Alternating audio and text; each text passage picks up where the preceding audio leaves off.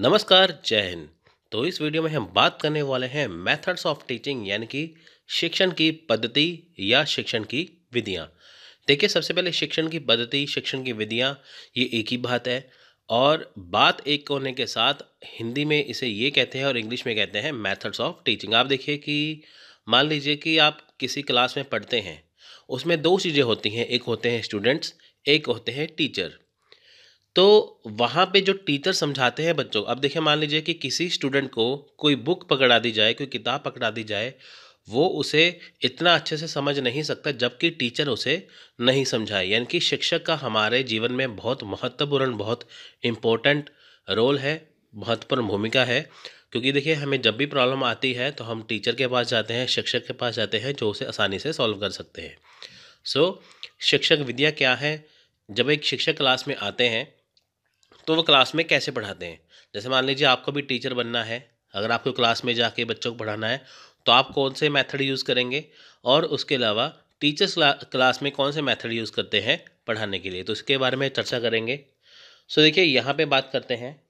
शिक्षण एक सामाजिक प्रक्रिया है। जिस ढंग से शिक्षक शिक्षार्थी को ज्ञान प्रदान करता है, उसे शिक्षण विधि कहते हैं। अब देखिए, शिक्षण सामाजिक प्रक्रिया का मतलब क्या है कि जो समाज में होता है, समाज में क्या है? देखिए, समाज में जिसमें हम रहते हैं, वहाँ पे जब बच्चा पैदा होता है, वहाँ पे वो स्कूल जाता है, कॉलेज जाता है, यूनिवर्सिटी जाता है, आगे बहुत सारी चीज़ें जो पढ़ता है, उसके लिए एक होते हैं शिक्षक यानी कि टीचर। तो ये क्या, ये सामाजिक प्रक्रिया है। सामाजिक प्रक्रिया मतलब कि ये आप अकेले नहीं हैं जो शिक्षक हैं या छात्र हैं। ये क्या है, पूरे समाज में ही जो बच्चे शिक्षक के द्वारा पढ़ते हैं और शिक्षक के द्वारा ही सब कुछ समझते हैं। यानी कि हमारे समाज में शिक्षक भी है, हमारे समाज में छात्र भी है, तो ये उसकी सामाजिक प्रक्रिया है। यानी कि देखिए, जब हम समाज में रहते हैं, हम कुछ ना कुछ सीखते रहते हैं। सीखने का जो स्थान है वो स्कूल कॉलेज वगैरह होता है, तो ये सामाजिक प्रक्रिया है। तो देखिए, जिस ढंग से शिक्षक शिक्षार्थी को ज्ञान प्रदान करता है, यानी कि देखिए, जो शिक्षक होता है, जो शिक्षार्थी को या विद्यार्थी को, या आप स्टूडेंट बोल सकते हैं, उनको जो ज्ञान प्रदान करता है, उसे शिक्षण विधि कहते हैं। देखिए, होता क्या है कि हर एक टीचर का पढ़ाने का स्टाइल अलग से है। जैसे मेरा स्टाइल अलग है, बाकी टीचर का अलग है। देखिए, किताब सेम है, लेक्चर सेम है। जैसे ये सेम लेक्चर आपको मैं पढ़ा रहा हूँ, आप सेम लेक्चर किसी का चेक करेंगे, उसके पढ़ाने का तरीका अलग होगा। बात एक होती है, पढ़ाने का तरीका अलग होता है। तो देखिए, जिस ढंग से शिक्षक को आसान लगता है, जिस ढंग से वो सोचता है कि वो शिक्षार्थी को पढ़ाए, उसे आसान लगे, ज्ञान प्रदान करता है, तो उसे ही शिक्षण विधि कहते हैं। फॉर एग्जाम्पल, उदाहरण के स्वरूप में हम बात करते हैं। जैसे मान लीजिए आपने मैथ्स बच्चों को बहुत मुश्किल लगता है, गणित, ठीक है। अब बच्चों को देखिए, मैथ्स गणित जो है वो बहुत मुश्किल लगता है। जब वो कोई प्रॉब्लम उसमें आती है, तो टीचर उसे आसान कर देते हैं। वो लॉन्ग मेथड को शॉर्ट में कन्वर्ट कर देते हैं। अब देखिए, अगर आप ये लेक्चर किसी अदर बुक में पढ़ते हैं तो उसकी लैंग्वेज थोड़ी टफ होगी। लेकिन अगर आपको मैं यहाँ पे पढ़ा रहा हूँ, मैं आपको ईज़ी लैंग्वेज में समझा रहा हूँ, क्योंकि मेथड्स ऑफ टीचिंग आपको आसानी से समझ में आ जाए। कुछ बच्चे कहते हैं यूजीसी नेट का पेपर 1 टफ है, कुछ कहते हैं बहुत आसान है। तो होता क्या है कि वो पढ़ने का तरीका है, शिक्षक के पढ़ाने का तरीका है। तो उसी हिसाब से देखिए, मैं आपको जो ज्ञान प्रदान करता हूँ या शिक्षक आपको ज्ञान प्रदान करते हैं, तो उसे कहते हैं शिक्षण विधि। सो देखिए, जिस ढंग से शिक्षक शिक्षार्थी को ज्ञान प्रदान करता है, उसे शिक्षण विधि कहते हैं। ये तो हमने पढ़ लिया। शिक्षण विधि पद का प्रयोग बड़े व्यापक अर्थ में होता है। एक और तो इसके अंतर्गत अनेक प्रणालियाँ एवं योजनाएं सम्मिलित की जाती हैं। दूसरी और शिक्षण की बहुत सी प्रक्रियाएं भी सम्मिलित की जाती है। देखिए, होता क्या है, इसका व्यापक अर्थ में प्रयोग होता है शिक्षण विधि का, क्योंकि देखिए, इसके अंतर्गत क्या है कि अनेक प्रणालियां हैं और योजनाएं हैं। योजनाएं देखिए, मान लीजिए कि आपको कुछ समझ नहीं आता, शिक्षक को पता चलेगा कि हाँ कुछ समझ नहीं आया, वो ऐसी योजना बनाएंगे कि ताकि वो आसानी से बच्चों को समझ में आए। तो देखिए, इसमें योजनाएं शामिल हैं, प्रणालियां शामिल हैं। अब देखिए, जो हमारा भारत सरकार है, जो गवर्नमेंट सिस्टम है, गवर्नमेंट ऑफ इंडिया का जो एजुकेशन सिस्टम है, उनका काम ये है कि बच्चों को हर आसान से आसान वो चीज़ करवाई जाए जिससे बच्चों को पढ़ाई आसान लगे। तो इसके लिए देखिए, न्यू एजुकेशन पॉलिसी जो आई थी 2020 की, तो उसमें क्या था कि आपके लिए बहुत सारी चीज़ें इसमें दी गई थी। जैसे एमफिल है, एमफिल को ख़त्म किया गया है 2020 में, ठीक है। तो आने वाले सालों में जब आप एमफिल करेंगे, तो आप एमफिल नहीं कर पाएंगे, एजुकेशन पॉलिसी लागू हो गई तो। उसके बाद क्या है कि सीधे ही आप पीएचडी कर पाएंगे। तो उसमें क्या है कि एमफिल कट गया, आपके 2 साल बच गए, तो ये क्या है, आपके लिए काम आसान हो गया, ये योजना यहाँ पे आ गई। सो दूसरी ओर शिक्षण की बहुत सी प्रक्रियाएं शामिल है। अब देखिए, पहली बात तो यहाँ पे देखिए प्रणालियाँ हैं, योजनाएं हैं और प्रक्रियाएं हैं। देखिए तीनों में अंतर है। प्रणालियाँ हैं, पहले ये प्रणाली को फॉलो किया, बनाई, उसके बाद योजनाएं बनाई, फिर उसमें क्या है, प्रक्रियाएं भी शामिल की गई। प्रक्रिया मतलब कि जैसे हमें लगा कि हमारा जो सिलेबस है उसमें बहुत सारी अननेसेसरी चीज़ें हैं जो हमारे काम की नहीं है, तो गवर्नमेंट ऑफ इंडिया ने क्या किया, जब एजुकेशन सिस्टम न्यू बनाया, उसमें बहुत सारी चीज़ें कट कर दी, उनको ख़त्म कर दिया। तो ये बात है उसमें। सो इसके अंतर्गत क्या है, जब शिक्षक पढ़ाएंगे तो उनको काफ़ी ज़्यादा आसान लगेगा। ठीक है।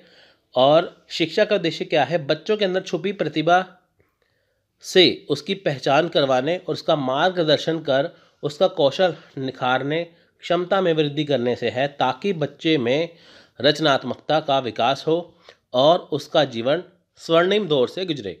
अब देखिए शिक्षा का उद्देश्य क्या है। अब देखिए, मान लीजिए कि हर एक जो ह्यूमन बीइंग है, हर एक जो इंसान है, जैसे आप हैं, मैं हूँ, आपके अंदर कोई ना कोई छुपी प्रतिभा होगी, आपके अंदर कोई ना कोई टैलेंट होगा, लेकिन आपको वो पता नहीं है वो क्या है।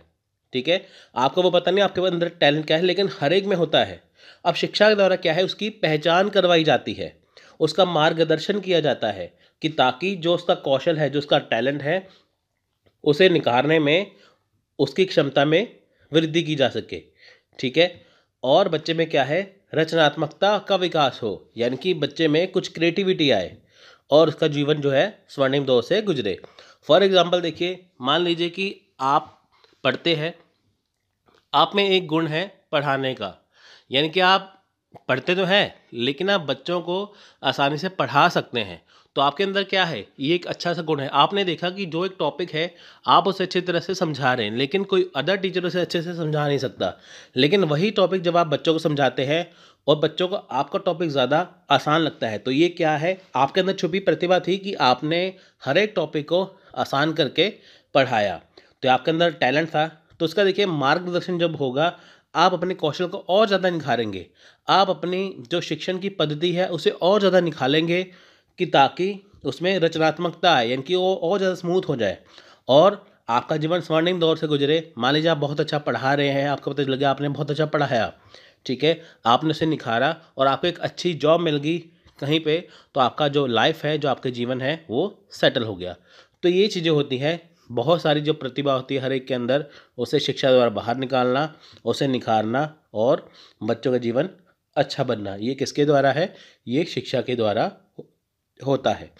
देखिए, शिक्षा बिना आदमी जानवर के समान है, ये आप सबको पता है। शिक्षा के द्वारा ही हमारा जीवन सफल होता है, इसलिए पढ़ना बहुत ज़रूरी है।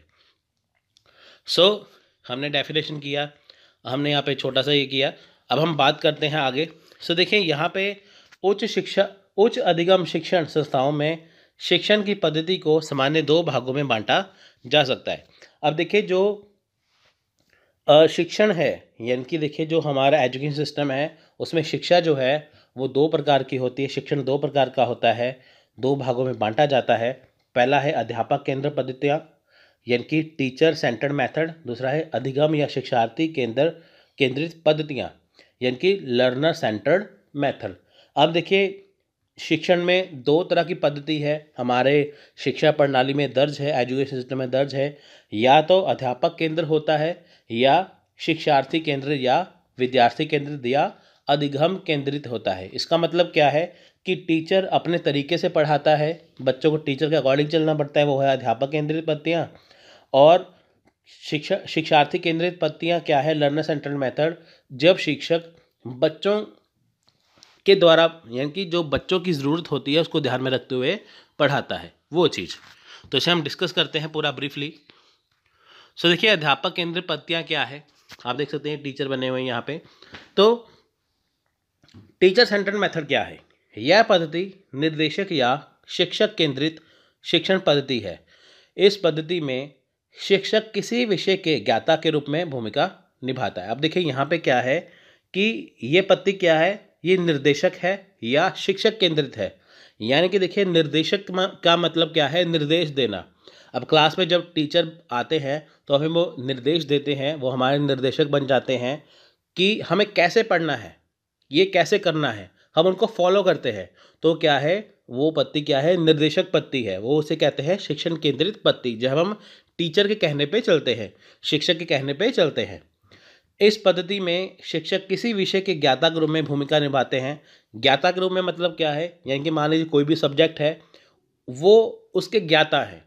जैसे मान लीजिए कि मैथ्स का सब्जेक्ट है तो टीचर मैथ्स के ज्ञाता है, अगर आपको कोई प्रॉब्लम आए तो आप कि वो प्रॉब्लम को सॉल्व कर देंगे। अगर वो इंग्लिश के टीचर है, हिंदी के हैं, पॉलिटिकल साइंस के हैं, इतिहास के टीचर हैं, तो वो उसके ज्ञाता है। ठीक है, जितना उनको ज्ञान है, बच्चों को उसका ज्ञान नहीं होता, तो टीचर क्या करते हैं, अपने ज्ञान को यानी कि ज्ञाता के रूप में भूमिका निभाते हैं। आप देखिए कई बार बहुत टफ लैंग्वेज लिखी होती है किताब में, है ना, बहुत टफ लैंग्वेज होती है, बहुत मुश्किल लैंग्वेज होती है, जिसे टीचर आसान करके बता देते हैं कि इसमें क्या आना चाहिए। तो वो क्या है, वो विषय की ज्ञाता हो गए ना, उनको सब कुछ पता है इसलिए। इस पद्धति में छात्र जो भी ज्ञान प्राप्त करते हैं वे शिक्षक से ही प्राप्त करते हैं। यह वह पद्धति है जो सामान्य रूप से उपयोग में लाई जाती है। इनकी आमतौर पर यही होता है, स्कूल में जब बच्चे जाते हैं तो टीचर को ही फॉलो करते हैं।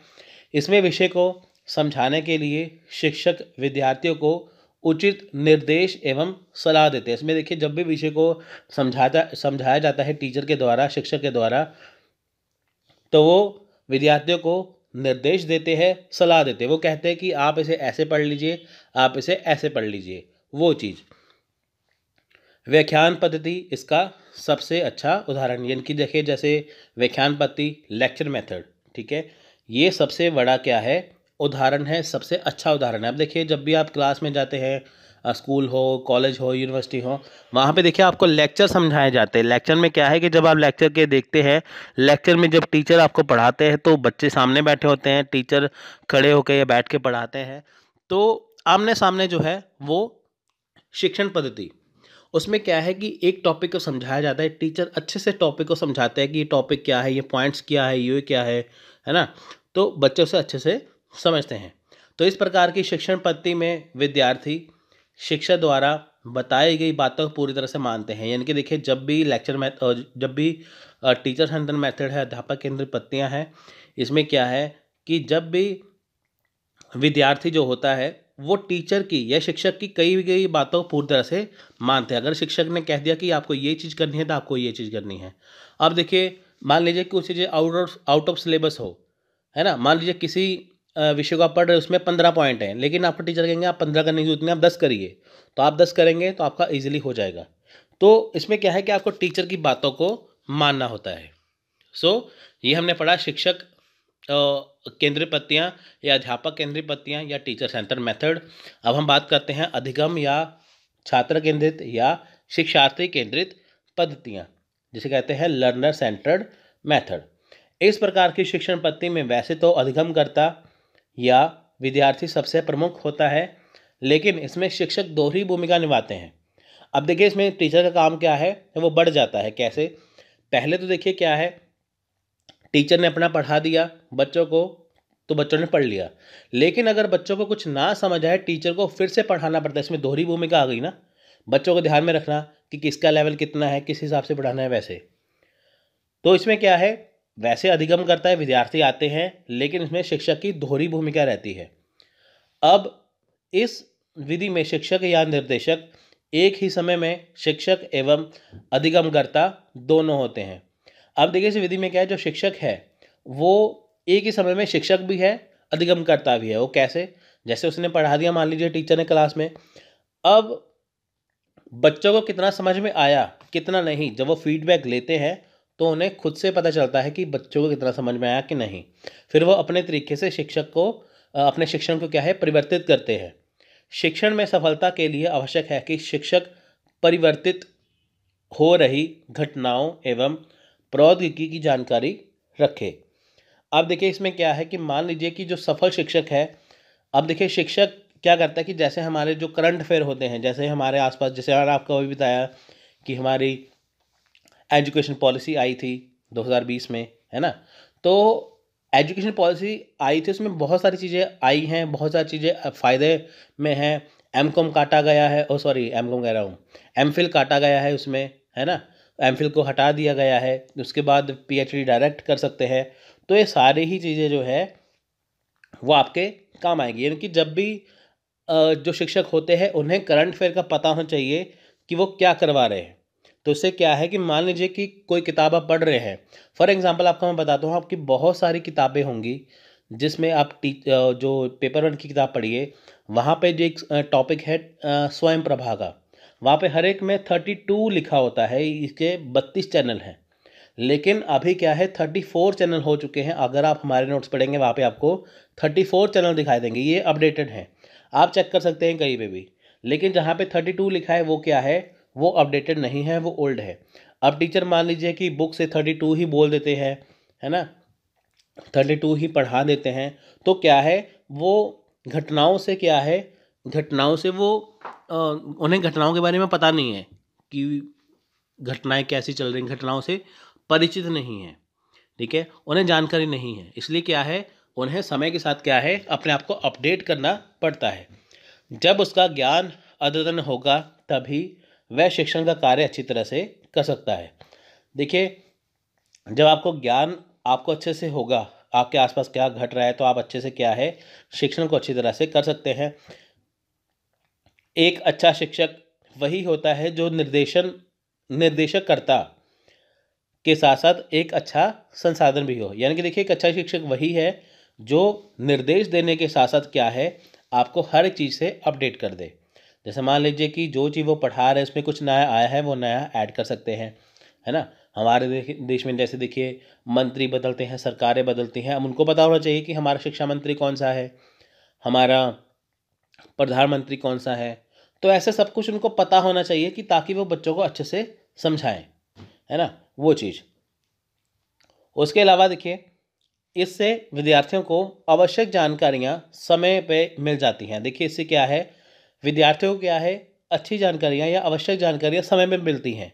यानी कि मान लीजिए जो करंट में चीज़ चल रही है वही आपको समझ में आ रही है, वही चीज़ आपको समय पर मिल रही है।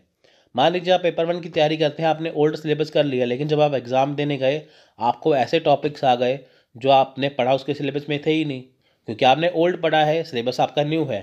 तो उसका फ़ायदा क्या। पूछताछ आधारित उपागम परिचर्चा विधि एवं परिचर्चा के द्वारा हिल व्याख्या मॉडल अधिगमकर्ता केंद्रित शिक्षण पद्धति के मुख्य उदाहरण हैं।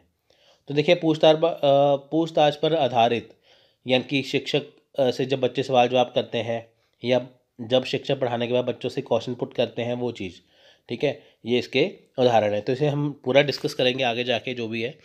तो अभी हमने देखा अध्यापक केंद्रित पद्धतियाँ और शिक्षार्थी केंद्रित पद्धतियाँ, यानी कि लर्नर सेंटर्ड मेथड और टीचर सेंटर्ड मेथड। तो अभी हम बात करेंगे विभिन्न शिक्षण पद्धतियों के बारे में। देखिए, मैंने आपको पहले ये 2 पद्धतियाँ बता दी। अब आपको हम बिल्कुल डिस्कस करेंगे इसमें, जो ब्रीफली डिस्कस करेंगे कि क्या पद्धतियाँ हैं, कौन कौन से मेथड टीचर फॉलो करते हैं। सो देखिए, पहला है निगमनात्मक और आगमनात्मक मेथड, यानी कि डिडक्टिव और इंडक्टिव मेथड। सो पाठ्य विषय को प्रस्तुत करने के 2 ढंग हो सकते हैं। देखिए, जब मान लीजिए टीचर क्लास में आते हैं, तो जब वो अपना विषय पढ़ाते हैं, जब वो अपना पाठ्य विषय पढ़ाते हैं, उसके दो ढंग हो सकते हैं। पहला ढंग क्या है, एक में छात्रों को कोई सामान्य सिद्धांत बताकर उसकी जांच या पुष्टि के लिए अनेक उदाहरण दी जाते हैं। तो यानी कि देखिए, पहला ढंग क्या है कि जब छात्रों को कोई सामान्य सिद्धांत बताकर, यानी कि कोई नॉर्मल सी बात बता दी जाती है और उसकी जांच या पुष्टि के लिए अनेक उदाहरण दिए जाते हैं, ठीक है।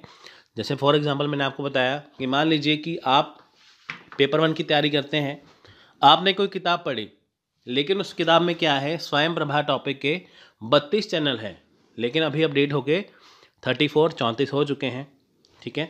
और उसके अलावा स्वयं प्रभा क्या होता है, कि स्वयं क्या है, ये ऑनलाइन इसमें आप कोर्स कर सकते हैं। तो मैंने आपको एक सिद्धांत बताया कि स्वयं क्या है, स्वयं प्रभा क्या है, ये क्या है, ऑनलाइन प्लेटफॉर्म है। लेकिन इसकी जांच के लिए मैं आपको बताऊंगा कि आप इसे करेक्ट कर सकते हैं आप ऑनलाइन कोर्स कर सकते हैं। तो मैंने आपको बहुत सारे उदाहरण दे दिए। तो ये है उसमें पहला पार्ट। दूसरे में दूसरे में पहले अनेक उदाहरण देखकर छात्रों से कोई सामान्य नियम निकलवाया जाता है। देखिए इसमें उल्टा हो जाता है। पहले क्या है कि आपको एक बात बताई जाती है, फिर आपको उसके लिए उदाहरण दिए जाते हैं। दूसरे में क्या है, पहले आपको अनेकों उदाहरण दिए जाते हैं, फिर आपको बात बताई जाती है। अभी मैं अपनी उदाहरण को उल्टा करता हूँ। पहले उदाहरण में मैंने आपको बताया कि आपको जैसे स्वयं प्रभा क्या है, एक ऑनलाइन प्लेटफॉर्म है। अगर आपको ऑनलाइन कोर्स करना है तो आप फ्री में कोर्स कर सकते हैं, ठीक है। तो मैंने आपको उदाहरण दे दिया। अब दूसरे में बताता हूँ आपको मैं कि मान लीजिए आपको कोई ऑनलाइन कोर्स करना है, बिल्कुल फ्री में करना है, अपने टाइम के अकॉर्डिंग करना है। अगर आप जॉब करते हैं, अगर आप नहीं जॉब करते तब भी आपको करना है, तो आप ऑनलाइन कोर्स कर सकते हैं। कैसे? आप स्वयं प्रभा को देख सकते हैं। देखिए मैंने यहाँ पे क्या किया, अपने उदाहरण को उल्टा कर दिया। पहले मैंने स्वयं प्रभा पहले बोला, उदाहरण बाद में दिया, लेकिन अभी मैंने उदाहरण पहले दिया, स्वयं प्रभा बाद में दिया। तो ये क्या है कि दो चीज़ें हैं, पहले उदाहरण दिया जाता है फिर बात बताई जाती है, या पहले में बात बताई जाती है फिर उसमें उदाहरण दिया जाता है। तो ये क्या है, ये दो ढंग हैं। पहली विधि को निगमनात्मक विधि और दूसरी विधि को आगमनात्मक विधि कहते हैं। इनकी इंडक्टिव और डिडक्टिव मेथड कहते हैं। यह विधि व्याकरण शिक्षण के लिए सबसे उपयुक्त मानी जाती है। यानी कि देखिए किसी चीज़ के बारे में आपको बेसिक बताना, ग्रामर बताना, तो इसके लिए सबसे उपयुक्त है। दूसरी है परिचर्चा विधि, यानी कि डिस्कशन मेथड। अभी देखिए परिचर्चा विधि क्या है। देखिए इस पद्धति में कई लोग भाग लेते हैं या तथा चर्चा के माध्यम से किसी प्रश्न का हल या समस्या का समाधान ढूंढने का प्रयास किया जाता है। अब देखिए इसमें कई लोग भाग लेते हैं, ठीक है। आप डिस्कस किसी से भी कर सकते हैं, आपका एक ग्रुप हो सकता है, ठीक है। आपका ग्रुप हो सकता है आपके दोस्तों का, एक कक्षा में जो बैठे विद्यार्थी हैं उसमें डिस्कस हो सकती है, ठीक है। उसमें क्या है कि जैसे मान लीजिए डिस्कशन मेथड क्या है, इस पद्धति में जैसे एक टॉपिक होता है उसे डिस्कस किया जाता है, तो जिसमें विचार जो है आपस में आदान प्रदान किए जाते हैं। मान लीजिए क्लास में एक टीचर ने, शिक्षक ने एक टॉपिक बच्चों को दे दिया, तो इसके ऊपर डिस्कस किया जाता है कि वो टॉपिक क्या चीज़ है। तो हर एक बच्चे उसके अंदर अपने अपने ओपिनियन रखते हैं, अपने अपने सुझाव रखते हैं।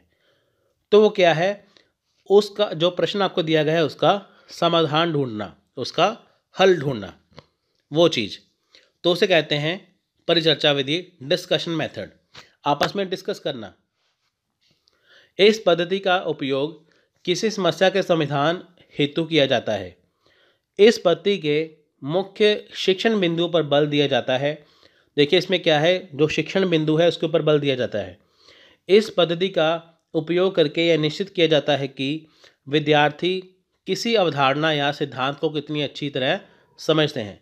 अब देखिए इसमें क्या है कि जो ये पद्धति है, इसमें क्या निश्चित किया जाता है कि जो विद्यार्थी है, मान लीजिए क्लास में विद्यार्थी बैठे हैं, तो उनको जब डिस्कस किया जाता है कोई टॉपिक, वो उसे अच्छी तरह कितना समझते हैं। जैसे मान लीजिए शिक्षक क्लास में आए, उन्हें बच्चों को एक टॉपिक दे दिया, है ना, उन्हें टॉपिक दे दिया बच्चों को। जैसे मान लीजिए बच्चों को टॉपिक दे दिया हमारी शिक्षा प्रणाली के ऊपर, कि हमारी शिक्षा प्रणाली कैसी है, तो बच्चे उसके ऊपर डिस्कस करते हैं, या वो बताते हैं कि हमारी शिक्षा प्रणाली में क्या सुधार होने चाहिए। तो सुधार होने चाहिए तो बच्चे डिस्कस करते हैं, फिर पहले वो कमियां देखेंगे कि कमियां क्या हैं, फिर से कहेंगे कि सुधार क्या होने चाहिए। तो वो कितना अच्छी तरह से समझते हैं टॉपिक को, अवधारणा को या सिद्धांत को, ये इसके लिए यूज़ किया जाता है। यह पद्धति विद्यार्थी में चिंतन कौशल को विकसित करती है तथा उन्हें अधिगम की प्रक्रिया में भाग लेने के लिए प्रोत्साहित करती है। अब देखिए जैसे विद्यार्थियों को टॉपिक दिया जाता है, विषय दिया जाता है, तो वह चिंतन कौशल को विकसित करते हैं। इनकी चिंतन है ना, आपको रिफ्लेक्ट करता है। वो जैसे विद्यार्थी सोचने में मजबूर हो जाता है कि ये चीज़ है क्या, उसके साथ बाद में क्या है, उसके बारे में बहुत ज़्यादा रिसर्च करने लग जाते हैं, है ना, रिसर्च करने लग जाते हैं बहुत ज़्यादा, ये चीज़ क्या है, वो चीज़ क्या है। तो उसमें क्या है, उनको उसमें प्रोत्साहन मिलता है, उनमें उनका इंटरेस्ट आता है, उनको मज़ा आता है ये टॉपिक को सॉल्व करने के लिए। तो वो इसके लिए छात्र क्या है, प्रोत्साहित होते हैं हर एक चीज़ के लिए। तो देखिए इसके फ़ायदे क्या हैं, इसके लाभ क्या हैं। इस पद्धति की सहायता से विद्यार्थियों के ज्ञान एवं अनुभव का उपयोग किया जाता है, यानी कि जो विद्यार्थी का ज्ञान है, जो उसका अनुभव है, उसके बारे में उसका उपयोग किया जा सकता है कि क्या सोचा जाता है एक विद्यार्थी के द्वारा। देखिए जब आपको टॉपिक दिया जाता है, हर एक के अपने अपने विचार होते हैं, तो विचारों का जो समझने का जो तरीका है, क्या विचार है, उसे पता चलता है। इस पद्धति का उपयोग करने से विद्यार्थियों की भागीदारी बढ़ती है तथा पर्याप्त परिणाम ज़्यादा स्थायी होते हैं। इसमें क्या है, छात्रों की भागीदारी बढ़ेगी, उनको टॉपिक अच्छा लगेगा, उसमें वो करेंगे, है ना। इस पद्धति की सहायता से विद्यार्थियों में अधिगम या सीखने के प्रति रुचि जागृत होती है। अब देखिए ये जो पद्धति है, इसमें क्या है, विद्यार्थियों में जो अधिगम है या सीखने की जो रुचि है वो जागृत है। जैसे मान लीजिए आपने टॉपिक देख लिया, आपने सोचा कि ये टॉपिक बहुत अच्छा है, तो आपको उसमें हो गया कि हाँ इंटरेस्ट आ गया कि ये टॉपिक आपको सीखना है। मान लीजिए आपने हिस्ट्री का कोई वीडियो देखा, आपको बहुत इंटरेस्टिंग लगा, किसी राजा के बारे में आपने पढ़ लिया, तो जब आपने वो पढ़ा आपको और हुआ कि इसके बारे में और थोड़ा सा पढ़ना चाहिए, बाकी राजाओं के बारे में पढ़ना चाहिए उनका जीवन कैसा था। तो फिर आप में क्या है, हिस्ट्री के प्रति क्या है, रुचि पैदा होगी, ये चीज़। अब देखिए इसके लाभ के, इसके हानि भी करते हैं। इस पद्धति के मुख्य दोष हैं। देखिए जब किसी चीज़ के लाभ होते हैं, उसकी हानियाँ भी साथ में होती हैं।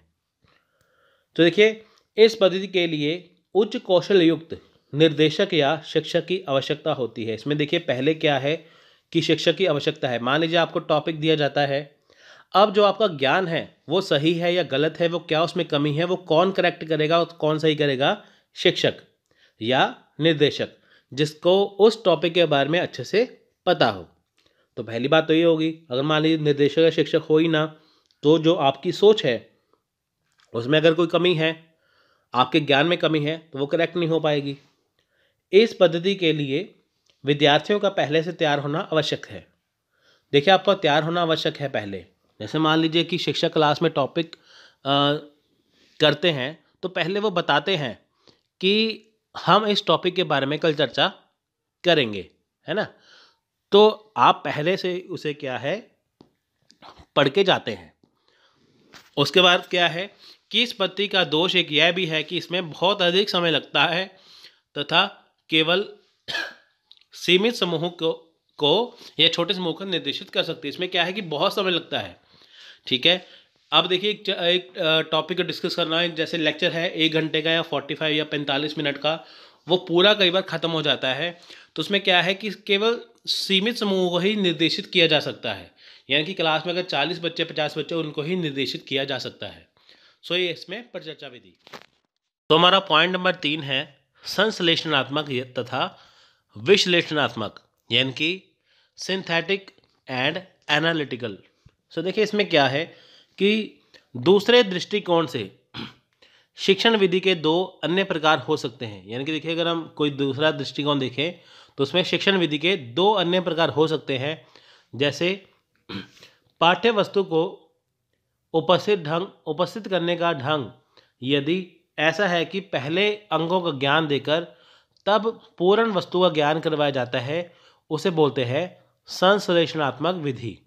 जैसे हिंदी पढ़ाने में पहले वर्णमाला सिखाकर तब शब्दों का ज्ञान करवाया जाता है, तत्पश्चात शब्दों से वाक्य बनाए जाते हैं। परंतु यदि पहले वाक्य सिखाकर तब शब्द और अंत में वर्ण सिखाए जाएं, तो यह विश्लेषणात्मक विधि कहलाई जाती है। तो यहाँ पे देखिए क्या है कि 2 ढंग हो सकते हैं। पहला क्या है कि जब पाठ्य वस्तु को उपस्थित करने का ढंग है, पहला क्या है कि पहले अंगों का ज्ञान दिया जाता है तथा तब पूर्ण वस्तु का ज्ञान करवाया जाता है, उसे बोलते हैं संश्लेषण विधि। तो यानी कि क्या है कि जैसे मान लीजिए आपको हिंदी पढ़ाई जाती है, हिंदी पढ़ाने से पहले क्या है, आपको पहले वर्णमाला सिखाई जाती है कि कैसे शब्दों का प्रयोग करना है, आ की मात्रा क्या है, ऊ की मात्रा क्या है ना, और वर्ण क्या है, शब्द क्या है, आपको उसके बारे में पूरी जानकारी दी जाती है। यानी कि आप ये मान के चलिए कि आपको बेसिक्स सबसे पहले करवाए जाते हैं। यानी कि आपको पहले सारी चीज़ें करवाने से पहले क्या आपको बेसिक करवाया जाता है जो उसमें प्रयुक्त होने वाली हैं, ठीक है, वो चीज़। तो बाद में क्या है, जैसे आपको मान लीजिए वर्णमाला के बारे में बता दिया, उसके बाद क्या है, आपको शब्दों से वाक्य बनाए जाते हैं। इनके पहले आपको क्या है कि पहले आपको बताया गया कि हमें ये चीज़ करनी है, लेकिन उसे सीखने से पहले क्या आपको स्पेलिंग क्या होते हैं, उसका ग्रामर क्या है, सब कुछ आपको सिखाया जाता है। उसे बोलते हैं संश्लेषण विधि। लेकिन देखिए, अगर मान लीजिए कि पहले आपको वाक्य, यानी कि देखिए दूसरा मेथड क्या है, पहले आपको क्या है, वाक्य सिखाकर तब शब्द में, तब शब्द, फिर अंत में वर्ण सिखाया जाए, यानी कि इसमें उल्टा हो गया। पहले में क्या था, पहले आपको वर्णमाला सिखाई गई, वर्णमाला सिखाई गई, है ना, फिर आपको शब्द बनवाए गए, फिर आपसे वाक्य बनाए गए। लेकिन यहाँ पे क्या है कि पहले आपसे वाक्य बनवाया गया, फिर आपसे शब्द बनवाया गया, और अंत में क्या है, आपको वर्ण सिखाए गए, वर्णमाला के बारे में जानकारी दी गई। तो वो उसे बोलते हैं विश्लेषणात्मक विधि। क्योंकि इसमें देखिए पूर्ण से अंगों की ओर जाते हैं और अंगों से पूर्ण की ओर।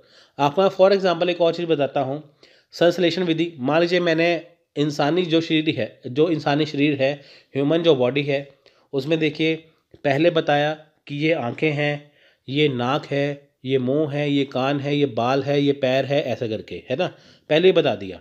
फिर बता दिया कि ये हमारी ह्यूमन बॉडी है, इसमें ये काम होते हैं। आँख का काम है देखना, कान का काम है सुनना, मुंह का काम है बोलना, जीभ का काम है स्वाद लेना, ऐसे करके। तो मैंने आपको पहले बताया अंगों के नाम, फिर आपका मैंने बताया उसका फंक्शन, फिर आपका मैंने बताया हमारी ये बॉडी होती है। दूसरी तरफ मैंने आपको बताया कि हमारा इंसान का शरीर है, ऐसे पूरा शरीर दिखा दिया। उसके बाद फिर बताया कि सुनना किसका काम है, कानों का, देखना किसका काम है, आँखों का, बोलना किसका काम है, मुंह का। तो इसमें क्या है, उल्टा कर दिया सब कुछ। तो दो चीज़ें होती हैं, या पहले आप जो है वर्णमाला बताते हैं, या पहले दिखाते हैं अंग, फिर दिखाते हैं बाकी चीज़। इसमें क्या है, पहले दिखाते हैं बाकी चीज़ें पूरी, फिर दिखाते हैं सबसे अंग, यानी कि दो चीज़ें होती है पढ़ाने के लिए। अगर हम अंगों से जाएं, अगर हम करते हैं कि अंगों से पूर्ण की ओर जाते हैं तो बोलते हैं संश्लेषण। अगर हम पूर्ण से अंगों की ओर जाते हैं तो बोलते हैं विश्लेषण। तो ये दो चीज़ें होती हैं। तो आई होप आपको दोनों एग्जाम्पल पसंद आए होंगे। सो अगला जो मेथड है वो है व्याख्यान विधि, लेक्चर मेथड। देखिए इसे सबसे बोरिंग माना जाता है। जब देखिए टीचर क्लास में बच्चों को पढ़ाते हैं या स्कूल है या कॉलेज है यूनिवर्सिटी में है, जब टीचर क्लास में बच्चों को पढ़ाते हैं वो सबसे बोरिंग पार्ट स्टूडेंट उसे समझते हैं, वो है लेक्चर मेथड। क्योंकि देखिए लेक्चर मेथड के बिना आपकी शिक्षण पद्धति अधूरी है। क्योंकि देखिए मान लीजिए आपके पास कोई टॉपिक है, टीचर आप बच्चों को क्लास में पढ़ाते हैं। अब देखिए हर एक को तो अकेले के लोग तो पढ़ा नहीं सकते, क्योंकि लिमिटेड टाइम है, इसलिए आप सभी को पढ़ाया जाता है। तो उसे बोलते हैं लेक्चर मेथड। तो ये सबसे इम्पोर्टेंट पार्ट है। अब आपको मैं जो ये जो पढ़ा रहा हूँ ये भी लेक्चर मेथड है, क्योंकि देखिए जो लिखा है वो तो पढ़ाना है, उसके अलावा जो अधिक जानकारी है वो भी देनी है। इस पद्धति में शिक्षक सबसे प्रमुख होता है। इसे बोलकर पढ़ाना पद्धति कहते हैं। अब देखिए इसमें क्या है कि शिक्षक प्रमुख होता है, क्योंकि देखिए लेक्चर कौन देगा, शिक्षक देगा ना। सो इसे बोलकर पढ़ाना पद्धति कहते हैं, इसे बोलकर पढ़ाया जाता है। इस पद्धति का उपयोग सभी स्तरों तथा सभी कक्षाओं में किया जाता है। देखिए जितने कॉलेज हैं, स्कूल है, यूनिवर्सिटी है, सब में इसका प्रयोग किया जाता है। लेकिन इस पद्धति की सफलता या असफलता शिक्षक के व्यक्तित्व एवं कौशल पर निर्भर करती है। अब देखिए लेक्चर मेथड में जब लेक्चर देते हैं टीचर, वो सफल है या असफल वो शिक्षक के ऊपर डिपेंड करता है, उसके व्यक्तित्व, उसके कौशल पर। मान लीजिए कि वो टॉपिक कोई पढ़ा रहे हैं, अब उसके बारे में अगर कोई करंट जानकारी है, कोई करंट अपडेट आ गया, तो शिक्षक को उसे ऐड करना होता है कि ताकि बच्चों को जो नई जानकारी है उससे अवगत करवाया जाए, उसे नई जानकारी प्रदान की जाए, नई जानकारी दी जाए, कि ताकि वो उनके फ्यूचर में काम आ जाए, है ना। मान लीजिए कि आप यूजीसी नेट की तैयारी कर रहे हैं, टीचर आपको ओल्ड सिलेबस पढ़ा रहे हैं, उनको सिलेबस नए का पता ही नहीं है, तो उस लेक्चर का फ़ायदा क्या। जब वो नए लेक्चर के साथ साथ नए टॉपिक भी डिस्कस करवाएं कि इस बार ये टॉपिक्स आए थे, तो वो है उसका अच्छा व्यक्तित्व। तो ये व्यक्तित्व और कौशल पर निर्भर करता है, उनका कौशल। देखिए सबसे जरूरी है कौशल, आपका ज्ञान किस लेवल का है। महाविद्यालय स्तर यानी कि यूनिवर्सिटी स्तर के जो शिक्षण के लिए यह पद्धति अत्यंत लाभकारी है। देखिए जो महाविद्यालय यूनिवर्सिटी वगैरह ये पद्धति वहाँ पे यूज़ की जाती है। यह पद्धति धारणाओं को स्पष्ट करने में सहायक है तथा विद्यार्थियों को अध्ययन के लिए प्रेरित करती है। तो देखिए ये जो पद्धति होती है इसमें स्पष्ट करने में सहायक है। स्पष्ट करने मतलब कि जो धारणा है, धारणा क्या है, मान लीजिए आपके मन में कोई धारणा है किसी टॉपिक को लेके, जब टीचर लेक्चर मेथड से उसको बिल्कुल क्लियर कर देते हैं तो आपके मन में जो धारणा है, मान लीजिए नेगेटिव धारणा है, तो आप उसे पॉजिटिव ऑटोमेटिकली हो जाती है।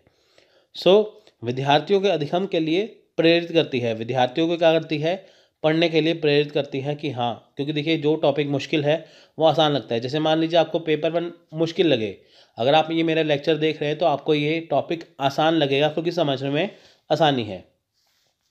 इस पद्धति के अंतर्गत शिक्षक द्वारा विद्यार्थियों को अतिरिक्त विषय वस्तु प्रदान की जाती है। अतिरिक्त विषय वस्तु मतलब देखिए जो इसमें लिखा है वो तो पढ़ाना है, लेकिन उसके अलावा अपनी तरफ से कुछ ऐड कर देना कि ताकि आपके लिए आसान हो। जैसे देखिए ऊपर के पॉइंट में कुछ जो एग्जांपल अलग थी, तो मैंने आपको एक एक्स्ट्रा एग्जांपल यहाँ पे समझा दी। आप कोई भी लेक्चर पढ़ेंगे तो उसमें देखना आपको मैं अलग से बहुत सारी चीज़ें बताऊँगा। तो वो क्या है, वह है कि अतिरिक्त विषय वस्तु प्रदान करना जो आपके लिए ज़रूरी है। तो इसके लाभ क्या है, देखिए इसके लाभ हानि दोनों है। पहला इसमें लाभ है, इस पद्धति के समय तथा धन की बचत होती है। देखिए इस पद्धति के उपयोग के साथ क्या है, समय की बचत है, धन की बचत है। समय की बचत मतलब कैसे, जैसे मान लीजिए क्लास में 50 बच्चे बैठे हैं तो 50 बच्चे आसानी से लेक्चर सुन सकते हैं। तो जैसे मान लीजिए टीचर ऐसा टाइम है नहीं कि हर एक बच्चों को अलग से वही टॉपिक पढ़ाए, है ना, वो चीज़। धन की बचत भी होती है, बार बार टीचर देखिए आएंगे जाएंगे, आप बार बार आएंगे, है ना, तो वो आसानी से आप देख सकते हैं। यह पद्धति विषय को रुचिकर बनाते हैं। इसमें क्या है, देखिए मान लीजिए आप हिस्ट्री का विषय पढ़ते हैं, बहुत ज़्यादा आपको बोरिंग लगता है, लेकिन देखिए जब उसे आप अच्छे से पढ़ते हैं, जब टीचर आपको कहानी के रूप में समझाते हैं तो आपको वो इंटरेस्ट आने लगता है, ठीक है, तो वो उसमें आपकी रुचि पैदा हो जाती है। पॉइंट नंबर 3 है, सी पॉइंट, यह पद्धति प्रभावशाली विद्यार्थियों के लिए विशेष रूप से लाभदायक होती है। यानी कि ये पद्धति क्या है कि प्रभावशाली विद्यार्थियों के लिए विशेष रूप से, यानी कि देखिए जो प्रभावशाली विद्यार्थी हैं, जो अच्छे स्टूडेंट हैं, देखिए स्टूडेंट हर एक अच्छे होते हैं, लेकिन क्या है जिनका पढ़ने में इंटरेस्ट होता है, कईयों पढ़ने में इंटरेस्ट नहीं होता। यानी कि जो प्रभावशाली स्टूडेंट हैं जिनको इंटरेस्ट होता है हर एक टॉपिक में, तो इनके लिए बहुत ज़्यादा लाभदायक है। जिनमें सीखने की लालसा होती है कि ये भी सीख लो वो भी सीख लो, वो चीज़, वैसे वाले स्टूडेंट। इस पद्धति के द्वारा विद्यार्थियों में एकाग्रता की शक्ति का विकास होता है। तो देखिए इस पद्धति, देखिए जैसे मान लीजिए कोई लेक्चर आप पढ़ते हैं, लेक्चर सुनते हैं, 1 घंटे का, 50 मिनट का, 45 मिनट का जो लेक्चर होता है ना, तो उसमें क्या है कि एकाग्रता की शक्ति, इनकी आपके सुनने की शक्ति है कि आप लेक्चर कितनी देर से सुन रहे हैं, समझ रहे हैं, वो चीज़। तो इसमें एक शक्ति का विकास होता है एकाग्रता की।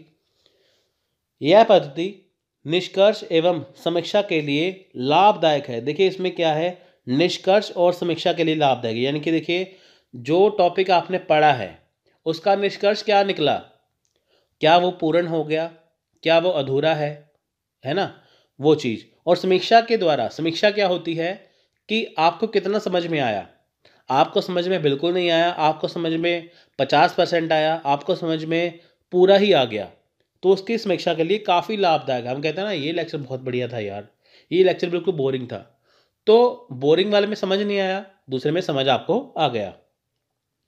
इस पद्धति के माध्यम से शिक्षक एवं विद्यार्थियों के बीच प्रत्यक्ष संबंध स्थापित होते हैं। प्रत्यक्ष संबंध मतलब, प्रत्यक्ष का मतलब होता है कि आमने सामने। देखिए बच्चों के सामने शिक्षक, शिक्षक सामने बच्चे या विद्यार्थी, तो इसके माध्यम से क्या है, शिक्षार्थी और शिक्षक के बीच में क्या है, प्रत्यक्ष संबंध, आमने सामने देख सकते हैं। जैसे मान लीजिए आपको कोई टॉपिक समझ में ना आए, कोई बात आपको समझ में ना आए, तो आप शिक्षक से आसानी से उसे पूछ सकते हैं, वो चीज़। तो इसके हम दोष करते हैं अभी। इस पद्धति के लिए कुछ कौशल युक्त निर्देशक या शिक्षक की जरूरत पड़ती है। अब देखिए दोष क्या है? अब देखिए हर एक को तो लेक्चर दे नहीं सकते, इसके लिए क्या है, कौशल युक्त टीचर होना चाहिए जिसकी ज़रूरत पड़ती है। देखिए जैसे हर एक चीज़ का ज्ञान हो, मतलब कि जो टॉपिक समझा रहे हैं उसके बारे में उसे 360 डिग्री यानी कि चारों तरफ से उसे पता हो कि ये टॉपिक है क्या। कल को देखिए बच्चा पूछ रहे टीचर को, उसका क्वेश्चन का आंसर आए ना, तो उसका फ़ायदा क्या? बच्चे भी डीमोटिवेट हो जाते हैं। सो बी पॉइंट है यहाँ पे,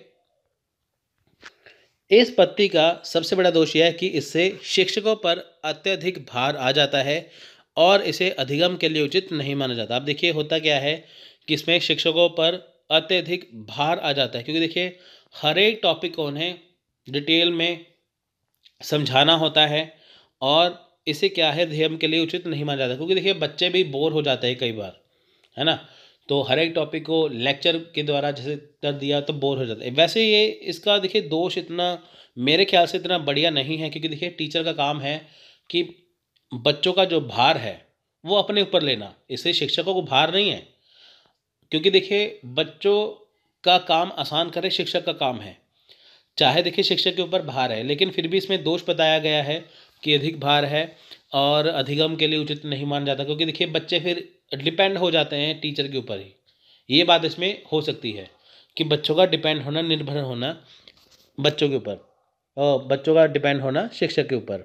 सो नेक्स्ट है, यह पद्धति वही अच्छा परिणाम दे सकती है जो उच्च स्तर के शिक्षक होते हैं। यानी कि देखिए जो उच्च स्तर के शिक्षक है, यानी कि जिसको हर एक चीज़ का ज्ञान है, उस टॉपिक का ज्ञान है, उस विषय का ज्ञान है, उसे वही अच्छा परिणाम दे सकते हैं।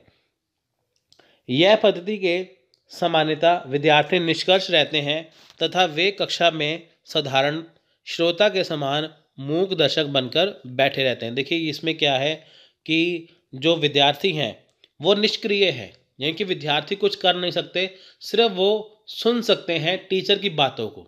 वो चीज़ इस पद्धति में सक्रियता से भाग नहीं लेता है, जिसकी वजह से अवैज्ञानिक भी माना जाता है। इसमें क्या है, बोलने वाला शिक्षक है और सुनने वाला विद्यार्थी। कई बार देखिए टीचर का स्वभाव ऐसा होता है, बच्चे उससे डर जाते हैं, और अगर कोई चीज़ समझ में ना आए तब भी बच्चे उनसे क्वेश्चन करते नहीं है कि टीचर उनको इंसल्ट ना कर दे, टीचर उनसे ये ना पूछ लें ऐसे करके, है ना वो चीज़। इसलिए डिस्कशन मेथड बढ़िया है, लेक्चर मेथड में ये कमी पाई गई है। इसमें देखिए बच्चे भाग लेते हैं। जैसे मान लीजिए आपको टॉपिक बोरिंग लग रहा है, टीचर का पढ़ाया पसंद नहीं आ रहा, फिर भी आपको मन मारकर बैठना ही पड़ता है, वो चीज़ तो होगी व्याख्यान विधि। देखिए आप हर एक पॉइंट को अच्छे से समझिए, क्योंकि एग्ज़ाम में बहुत ज़रूरी है। वो पता नहीं कहाँ से क्वेश्चन पूछ लेंगे आपको, इसलिए वो आना ज़रूरी है। क्वेश्चन को आप देखिए बाद में करेंगे, पहले आपको टॉपिक समझना ज़रूरी है। सो नेक्स्ट है यहाँ पे देखिए वस्तु विधि यानी कि ऑब्जेक्टिविटी। शिक्षण का एक प्रसिद्ध सूत्र है, मूर्त से अमूर्त की ओर। यानी कि देखिए वास्तव में हमें बाह्य संसार का ज्ञान अपने ज्ञान इंद्रियों के द्वारा होता है। ठीक है, ज्ञान इंद्रियों के द्वारा होता है। ज्ञान इंद्रिय क्या है, देखिए हमारे जैसे 5 ज्ञान इंद्रियां हैं, छठी हमारे दिमाग में होती है, जैसे आँख है, कान है, नाक है, जीभ है और त्वचा है। ये क्या है, हमारी 5 ज्ञान इंद्रियां हैं। और जो दिमाग में अंदर है वो छठी ज्ञान इंद्रिय है। यानी कि जब हम बाह्य संसार को देखते हैं वो हम अपने ज्ञान इंद्रियों के द्वारा देखते हैं। अब देखिए ज्ञान इंद्रियां, इसमें देखिए बात है ज्ञान इंद्रिय की, लेकिन आपको मैं समझा रहा हूँ, है ना। जैसे आंखों का काम क्या है, नेत्रों का देखना, कानों का सुनना, है ना, नाक का सूंघना और जीभ का स्वाद लेना, है ना, यही चीज़ हो गई। और होने वाली घटनाओं का एकदम से अनुमान हो जाना, वो होती है हमारे दिमाग में, उसे बोलते हैं छठी ज्ञान इंद्री। ठीक है, 6 सेंस जिसे बोलते हैं वो चीज़। तो ये चीज़ क्या है, ये हमें संसार, जो बाह्य संसार है, जो बाहरी तौर पे जिसे हम संसार जैसे देखते हैं अपने सामने, तो उसे देखने में मदद होती है।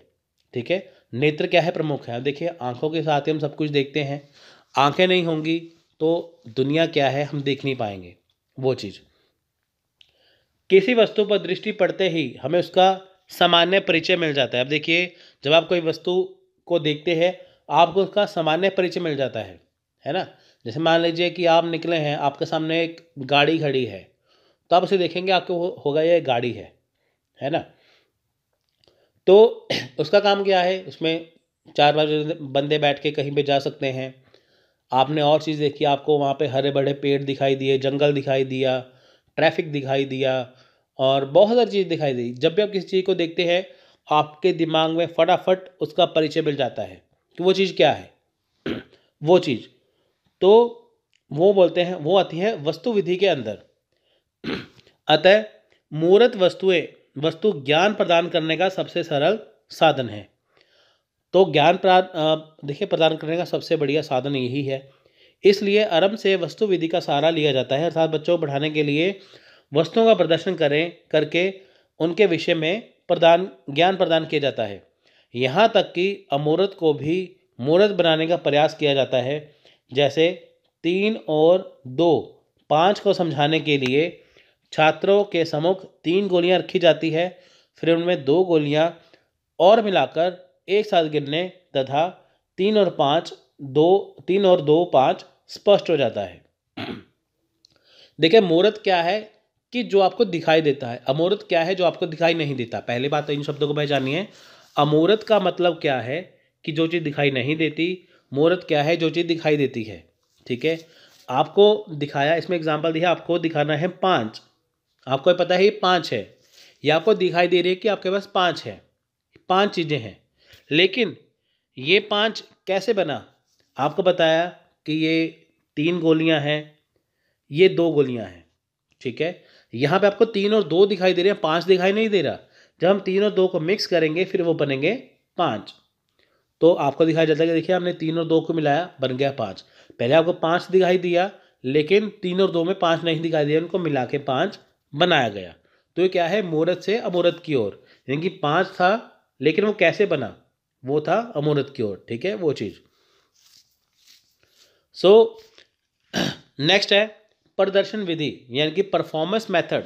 इस पद्धति में पूरी विषय सामग्री को इस प्रकार छोटे चरणों में प्रस्तुत किया जाता है कि धीमी गति से सीखने वाले विद्यार्थी भी इससे पूरा लाभ उठा सके। अब देखिए परफॉर्मेंस मेथड क्या है कि इसमें जो कोई विषय है उसे एक साथ पूरा नहीं समझाना है। जैसे मान लीजिए कि टीचिंग एप्टीट्यूड है, शिक्षण जो योग्यता है, जो यूजीसी नेट का पहला यूनिट है। अब आपको मान लीजिए एक ही लेक्चर में पूरा पढ़ा दिया जाए तो आप समझ नहीं पाएंगे। तो उसे क्या है कि छोटे छोटे पार्ट्स में डिवाइड करना, लेक्चर में डिवाइड करना, कि ताकि आप उसे अच्छे से समझ सकें। तो इस प्रकार क्या है, छोटे छोटे चरणों में विभाजित करना पूरे विषय सामग्री को, कि धीमी गति से सीखने वाले भी इसका लाभ उठा सकते हैं। अब देखिए धीमी गति से सीखने वाला क्या मतलब कि देखिए जैसे मान लीजिए कि कोई स्टूडेंट है बहुत जल्दी सीखते हैं, कोई है जो जल्दी नहीं सीखते। जो धीमी गति से सीखते हैं, धीरे धीरे सीखते हैं, तो वो इसका लाभ उठा सकते हैं। इस पद्धति में शिक्षक विद्यार्थियों को किसी विषय टॉपिक को समझाने के लिए विभिन्न प्रकार के हाव भाव का सहारा लेते हैं। देखिए जब भी टीचर क्लास में बच्चों को पढ़ाते हैं या विषय टॉपिक पढ़ाते हैं, तो वो हर एक प्रकार के हाव भाव का सहारा लेते हैं। जैसे हाथों का हाव भाव हो गया, चेहरे का हाव भाव हो गया, ऐसे। उसके अलावा जैसे मान लीजिए कोई चीज़ पढ़ानी है ना, विद्यार्थियों के सामने देखिए कि जैसे कोई मॉडल रख दिया, मानचित्र रख दिया, ग्लोब रख दिया, उसका प्रदर्शन किया जाता है। जैसे मान लीजिए कि हमारा भारत का नक्शा है, आपको नहीं आता, तो आपको बताया जाता है ये भारत का नक्शा है, यहाँ पे दिल्ली है, यहाँ पे राजस्थान है, यहाँ पे पंजाब है, यहाँ पे कश्मीर है, यहाँ पे बंगाल है, ऐसे करके। तो आपको पता चलता है कि कौन सी साइड पे कौन सा जो राज्य है, वो चीज़। यह पद्धति अन्य विषयों के साथ ही गणित एवं सामाजिक विज्ञान के विषय में विशेष रूप से लाभकारी होती है। भाषा शिक्षण में भी इस पद्धति का उपयोग किया जा सकता है। तो इसमें क्या है कि जैसे देखिए ये जो विधि है, ये अन्य विषयों के साथ क्या है, गणित और सामाजिक विज्ञान के साथ भी काम में आती है। इनकी अगर गणित किसी को पढ़ना है, पढ़ाना है शिक्षक को, है ना, शिक्षक को गणित पढ़ाना है, सामाजिक विज्ञान पढ़ाना है जिसमें हिस्ट्री है, पॉलिटी है ना, ये चीज़ें, तो उसके लिए भी आसान है। सो देखिए भाषा शिक्षण में भी इसका प्रयोग किया जाता है ना। तो इसके देखिए लाभ देते क्या है। पहला लाभ क्या है कि यह पद्धति के सभी विषयों के लिए उपयोगी होती है। यानी कि देखिए जितने भी विषय हैं सभी विषयों के लिए लगभग उपयोगी है।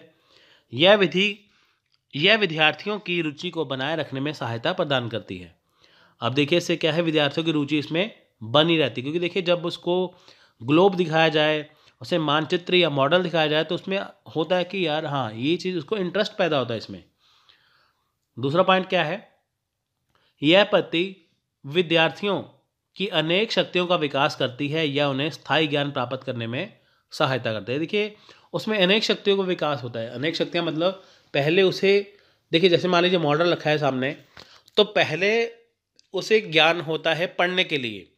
जब वो मॉडल होता है तो उसमें मॉडल बनाने के लिए भी उसमें क्या है, एक शक्तियों का विकास होता है। जैसे मान लीजिए कोई मॉडल है, जैसे नक्शा है ना, तो विद्यार्थी नक्शा देख के खुद भी नक्शा बना सकता है। तो पहले उसने पढ़ना था, फिर बाद में उसने नक्शा भी बनाया, उसमें दो चीज़ें आ गई। तो नेक्स्ट पॉइंट है, यह पद्धति शिक्षकों के लिए विशेष रूप से लाभदायक होती है, क्योंकि प्रदर्शन के माध्यम से वह किसी अवधारणा या सिद्धांत को आसानी से छात्रों को समझा पाता है। देखिए इसमें क्या है कि यह विशेष रूप से लाभदायक है शिक्षकों के लिए, क्योंकि देखिए जब किसी चीज़ को समझाना होता है तो उसे आसानी से समझा देते हैं, कोई डेमो देके किसी चीज़ को प्रदर्शित करके। ठीक है, प्रदर्शन करना बहुत ज़रूरी है हर एक चीज़ के लिए, तो उसमें क्या शिक्षकों के लिए लाभदायक है। तो इसके दोष क्या है, देखिए इस पद्धति का मुख्य दोष यह है कि यह केवल शिक्षक के प्रदर्शन करने तक ही सीमित नहीं होती है, बल्कि इसके उपरांत भी इसमें शिक्षक द्वारा छात्रों का निरीक्षण एवं अवलोकन करने की जरूरत पड़ती है। तो देखिए इसमें क्या है कि मान लीजिए शिक्षक ने बच्चों को समझा दिया, तो वो ऐसा नहीं कि वो बात ख़त्म हो गई, उसके देखिए बाद में क्या है कि जब शिक्षकों द्वारा बच्चों का निरीक्षण अवलोकन करने की जरूरत पड़ती है। देखा जाता है कि बच्चों को जो समझाया है ऑब्जर्व किया जाता है कि क्या बच्चों ने उसे अच्छे से समझा, वो चीज़। इस पद्धति के द्वारा शिक्षक तभी संभव होता है जब अच्छे साधन एवं उपकरण उपलब्ध हो। अब देखिए मान लीजिए अच्छे उपकरण हो, अच्छे साधन हो, जैसे मान लीजिए कि टीचर को बच्चों को क्लास में पढ़ाना है कोई वीडियो दिखा के, लेकिन वहाँ पे बिजली की व्यवस्था नहीं है, तो वो कैसे पढ़ा पाएंगे, है ना वो चीज़। यह पूरी तरह से शिक्षक केंद्रित पद्धति है तथा इसकी सफलता पूरी तरह से शिक्षक के व्यक्तित्व पर निर्भर करती है। सो देखिए ये क्या है कि शिक्षक केंद्रित है, शिक्षक केंद्रित है, शिक्षक प्रदर्शन को कैसे दिखाते हैं, मॉडल कैसे प्रस्तुत करते हैं, उसके ऊपर उसके व्यक्तित्व पर निर्भर है। इस पद्धति में उचित समायोजन की आवश्यकता होती है तथा इसे सभी विषयों के लिए उपयोगी नहीं माना जाता। अब देखिए हर एक चीज़ के लिए उपयोगी नहीं है ना, हर एक चीज़ के लिए उपयोगी नहीं है इसके लिए। तो इसके लिए क्या है, ये कुछ ऐसे विषय हैं जो पढ़ाने ज़रूरी हैं, जो समझाने ज़रूरी हैं, जो टफ है उसके लिए ये होता है। तो ये है प्रदर्शन विधि। नेक्स्ट है दृष्टांत, यानी कि इलस्ट्रेटिव मेथड। अब देखिए वस्तु विधि का दूसरा रूप है दृष्टांत विधि। पहले हमने वस्तु विधि पढ़ा था ना कि मूर्त, जैसे मूर्त से अमूर्त की ओर, वो चीज़। अब इसमें है दृष्टांत विधि। वस्तु विधि में जिस प्रकार वस्तुओं के द्वारा ज्ञान प्रदान किया जाता है, दृष्टांत विधि में उसी प्रकार दृष्टांतों के द्वारा। दृष्टांत दृश्य भी है और श्रव्य भी, यानी कि जो चीज़ दिखाई भी देती है, समझाई भी जाती है, सुनाई भी देती है।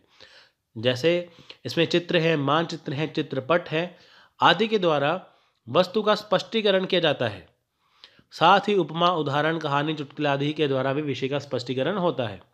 देखिए फॉर एग्जांपल को मूवी है, जैसे मान लीजिए आपका हिस्ट्री का जैसे कोई राजा है, जैसे मान लीजिए झांसी की रानी है ना, तो आपने वो पढ़ा, लेकिन आपको थोड़ा सा पढ़ने में वो उतना मज़ा नहीं आया।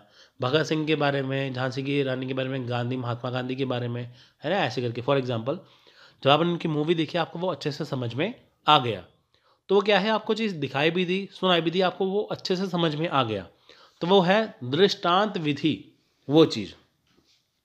तो कोई कहानी को के रूप में प्रस्तुत कर देना, चुटकुले के रूप में प्रस्तुत कर देना, तो वो है वो दृष्टांत विधि है, यानी कि बच्चों को समझाना वीडियो के द्वारा, जिसमें दिखाई भी दे, सुनाई भी दे। नेक्स्ट है कथन विधि एवं व्याख्यान विधि, यानी कि रेटोरिक एंड लेक्चर मेथड। अब देखिए व्याख्यान विधि तो हमने पढ़ लिया था, अब है कथन विधि। ठीक है, दोनों को इसमें डिस्कस करेंगे। वस्तु एवं दृष्टांत विधियों से ज्ञान प्राप्त करते करते जब बच्चों को कुछ कुछ अनुमान करने तथा अप्रत्यक्ष वस्तु को समझने का भी प्रयास हो जाता है, तब कथन विधि का सहारा लिया जाता है। अब देखिए, मान लीजिए कि बच्चों को पढ़ाना शुरू कर दिया है, तो बच्चों को समझ भी आ गया, जैसे बच्चों को वस्तुओं के द्वारा और दृष्टांत विधि के द्वारा भी उसे समझ में आने लग गया है। यानी कि जब बच्चे वस्तु को देख के समझ आते हैं कि ये क्या है, उसके अलावा दृष्टांत विधि के द्वारा भी समझने लगते हैं, तो उसमें क्या है, अगर उनमें कुछ कुछ अनुमान करने की या अप्रत्यक्ष वस्तुओं को देखने का अभ्यास हो जाता है, तो कथन विधि का सहारा लिया जाता है। यानी कि जब बच्चे देखिए धीरे धीरे सीखना शुरू कर देते हैं, तो विधि को आगे बढ़ाया जाता है। इसमें क्या है कि इसमें वर्णन के द्वारा छात्रों को पाठ्य वस्तु का ज्ञान दिया जाता है। इसमें वर्णन के द्वारा, यानी कि देखिए, मान लीजिए कोई चीज़ है, उसका पूरा वर्णन कर देना। जैसे पहले बच्चों ने क्या है कि एक पेड़ को देखा, एक आम के पेड़ को देखा, ठीक है, उसने पेड़ देख लिया, बात खत्म, ये आम का पेड़ है, बात खत्म। लेकिन फिर से कथन विधि द्वारा समझाना कि आम का पेड़ है, ये इसे कैसे उगाया जाता है, कहाँ पे लगाया जाता है, कितने दिन में बढ़ता है, कैसे आम लगते हैं, कैसे आम तोड़े जाते हैं, उससे क्या बनता है, ये सब कुछ उसे डिटेल में समझाया जाता है उस वस्तु के बारे में, उसका पूरा वर्णन कर देना। तो वो है कथन विधि। तो इसमें क्या है, पहले उसने देखा, फिर उसने समझा और सीखा। परंतु इस विधि में छात्र अधिकतर निष्क्रिय श्रोता बने रहते हैं और पाठन प्रभावशाली नहीं होता। इसमें क्या है, निष्क्रिय है, इनकी वो कोई क्रिया नहीं करते, सिर्फ शिक्षक ही बच्चों को पढ़ाते ही रहते हैं। इसी से प्रसिद्ध शिक्षा शास्त्री हर्बर्ट स्पेंसर ने कहा है कि बच्चों को कम से कम बतलाना चाहिए, उन्हें अधिक से अधिक स्वत ज्ञान द्वारा सीखना चाहिए। देखिए, हर्बर्ट स्पेंसर कहते हैं कि बच्चों को कम से कम बतलाना चाहिए, कम से कम बताना चाहिए, और बच्चे खुद से सीखें। क्योंकि देखिए, अगर आप बच्चों को हर एक चीज़ समझाते हैं, हर एक चीज़ बताते हैं, तो वो आपके ऊपर, ये शिक्षक के ऊपर डिपेंड हो जाएंगे, निर्भर हो जाएंगे। व्याख्यान विधि है, इसी की सहचरी है। व्याख्यान विधि की देखिए इसके साथ ही है। उच्च कक्षाओं में पर्याय व्याख्यान विधि का ही प्रयोग लाभदायक समझा जाता है। जैसे देखिए, हमने पीछे किया ही है, व्याख्यान विधि आपको डिटेल में समझाया कि यूनिवर्सिटी कॉलेज वगैरह हैं, उसमें लेक्चर मेथड होता है। कथन विधि में देखिए, हर्बर्ट जो स्पेंसर है, उसके 5 सोपान दिए गए हैं: प्रस्तावना, प्रस्तुतिकरण, तुलना या सिद्धांत स्थापन, आवृत्ति या प्रयोग। देखिए, परंतु केवल ज्ञान अर्जन के पाठों में ही 5 सोपानों का प्रयोग होता है। कौशल तथा रस स्वादन के पाठों में कुछ सोपानों का ही प्रयोग होता है। अब देखिए, जब किसी चीज़ के बारे में ज्ञान प्राप्त करना है, ठीक है, उसके बारे में ही 5 सोपान होते हैं। इनकी देखिए, जो ये 5 सोपान दिए गए हैं, ये 5 चीज़ें बताई गई हैं, तो ये ज्ञान अर्जन के लिए ही है। लेकिन जैसे मान लीजिए आपको कोई चीज़ सीखनी है, किस चीज़ के बारे में ज्ञान प्राप्त करना है, तो ये 5 चीज़ें काम आएंगी। लेकिन अगर आपको कुछ कौशल, कुछ अपना अनुभव देखना है, तो उसमें कुछ सीमित चीज़ें ही काम आती हैं, ठीक है। कुछ चीज़ें आप कौशल के द्वारा, अपने अनुभव के द्वारा सीखते हैं, कुछ चीज़ें हैं देख के सीखते हैं। जैसे मान लीजिए कि फॉर एग्जांपल आपने पेपर 1 का जैसे आपने यूजी नेट का एग्ज़ाम दिया है ना, आपने पढ़ लिया, ज्ञान अर्जन कर लिया, आपने पेपर दे दिया, तो वो बात होगी ज्ञान अर्जन। लेकिन जब आपने पेपर दिया, आपका कौशल कैसा है, आपने सवाल सही किए या नहीं किए, आपका अनुभव कैसा रहा, ठीक है, वो आपको पेपर देने के बाद पता चलता है वो चीज़। नेक्स्ट है टोली शिक्षण पद्धति, यानी कि टीम टीचिंग मेथड। अब देखिए, इस पद्धति का जो विकास है सबसे पहले अमेरिका में हुआ। वर्तमान समय में देखिए बहुत लोकप्रिय पद्धति मानी गई है। इस पद्धति का उपयोग सबसे पहले कहाँ पे हुआ? हार्वर्ड विश्वविद्यालय में द्वितीय विश्व युद्ध के समय, जब अमेरिका की सेना को प्रशिक्षण प्रदान करना था, ठीक है। इनके सबसे पहले देखिए कहाँ पे उपयोग हुआ? हार्वर्ड विश्वविद्यालय, हार्वर्ड यूनिवर्सिटी अमेरिका में। कब हुआ था? जब सेकेंड वर्ल्ड वॉर थी, द्वितीय विश्व युद्ध था, जब अमेरिका की सेना को प्रशिक्षण प्रदान करना था। तो इसमें क्या था? इस पद्धति में या तो एक शिक्षक होता है या शिक्षकों की टीम होती है, यानी कि एक से अधिक शिक्षक होते हैं जो पूरी टोली या समूह के सदस्यों को शिक्षा या प्रशिक्षण देती है। अब देखिए इसमें एक से अधिक शिक्षक होते हैं पढ़ाने के लिए। इस पद्धति के मुख्य लाभ क्या हैं? देखिए, इस पद्धति अनुदेशात्मक संगठन का एक विशिष्ट प्रकार है जो औपचारिकता पर आधारित होता है। देखिए इसमें क्या है, अनुदेशात्मक संगठन है, ठीक है, अनुदेश करना, तो विशिष्ट प्रकार का अनुदेश। फॉर एग्जांपल जैसे अमेरिका की देखिए जो सेना है उसे प्रशिक्षण देना था, औपचारिकता पर आधारित है कि क्या क्या कैसे कैसे करवाना है। अब देखिए इसमें क्या है, जैसे एक शिक्षक का काम क्या है, एक चीज़ बताना, दूसरी चीज़ का काम क्या है, दूसरे एक्सपर्ट टीचर के द्वारा बताना। इस पद्धति में शिक्षण की समूह जिम्मेदारी होती है एवं अनुदेशन पूरी तरह से पूर्ण, नियोजित एवं व्यवस्थित होता है। अब देखिए इसमें क्या है कि जो सामूहिक जिम्मेदारी है इनकी, देखिए मान लीजिए इसमें 2 टीचर हैं, 4 टीचर हैं, 5 टीचर हैं, 5 शिक्षक हैं, उसमें पूरी जिम्मेदारी उनकी ही होती है। क्या जो उन्होंने पढ़ाया वो अच्छे से उनको बतला दिया गया, ठीक है, वो चीज़। सो नेक्स्ट है देखिए इसमें सी पॉइंट, इस पद्धति में विषय को समझाने के लिए दृश्य सामग्री का पूरी तरह से उपयोग किया जाता है। देखिए इसमें दृश्य सामग्री है, यानी कि चीज़ आपको दिखाई जाती है। जैसे मान लीजिए आपको कोई चीज़ दिखानी है, जैसे आपको कोई चीज़ समझानी है, उसमें आपको चीज़ को दिखाया जाता है कि ये चीज़ क्या है, वो चीज़।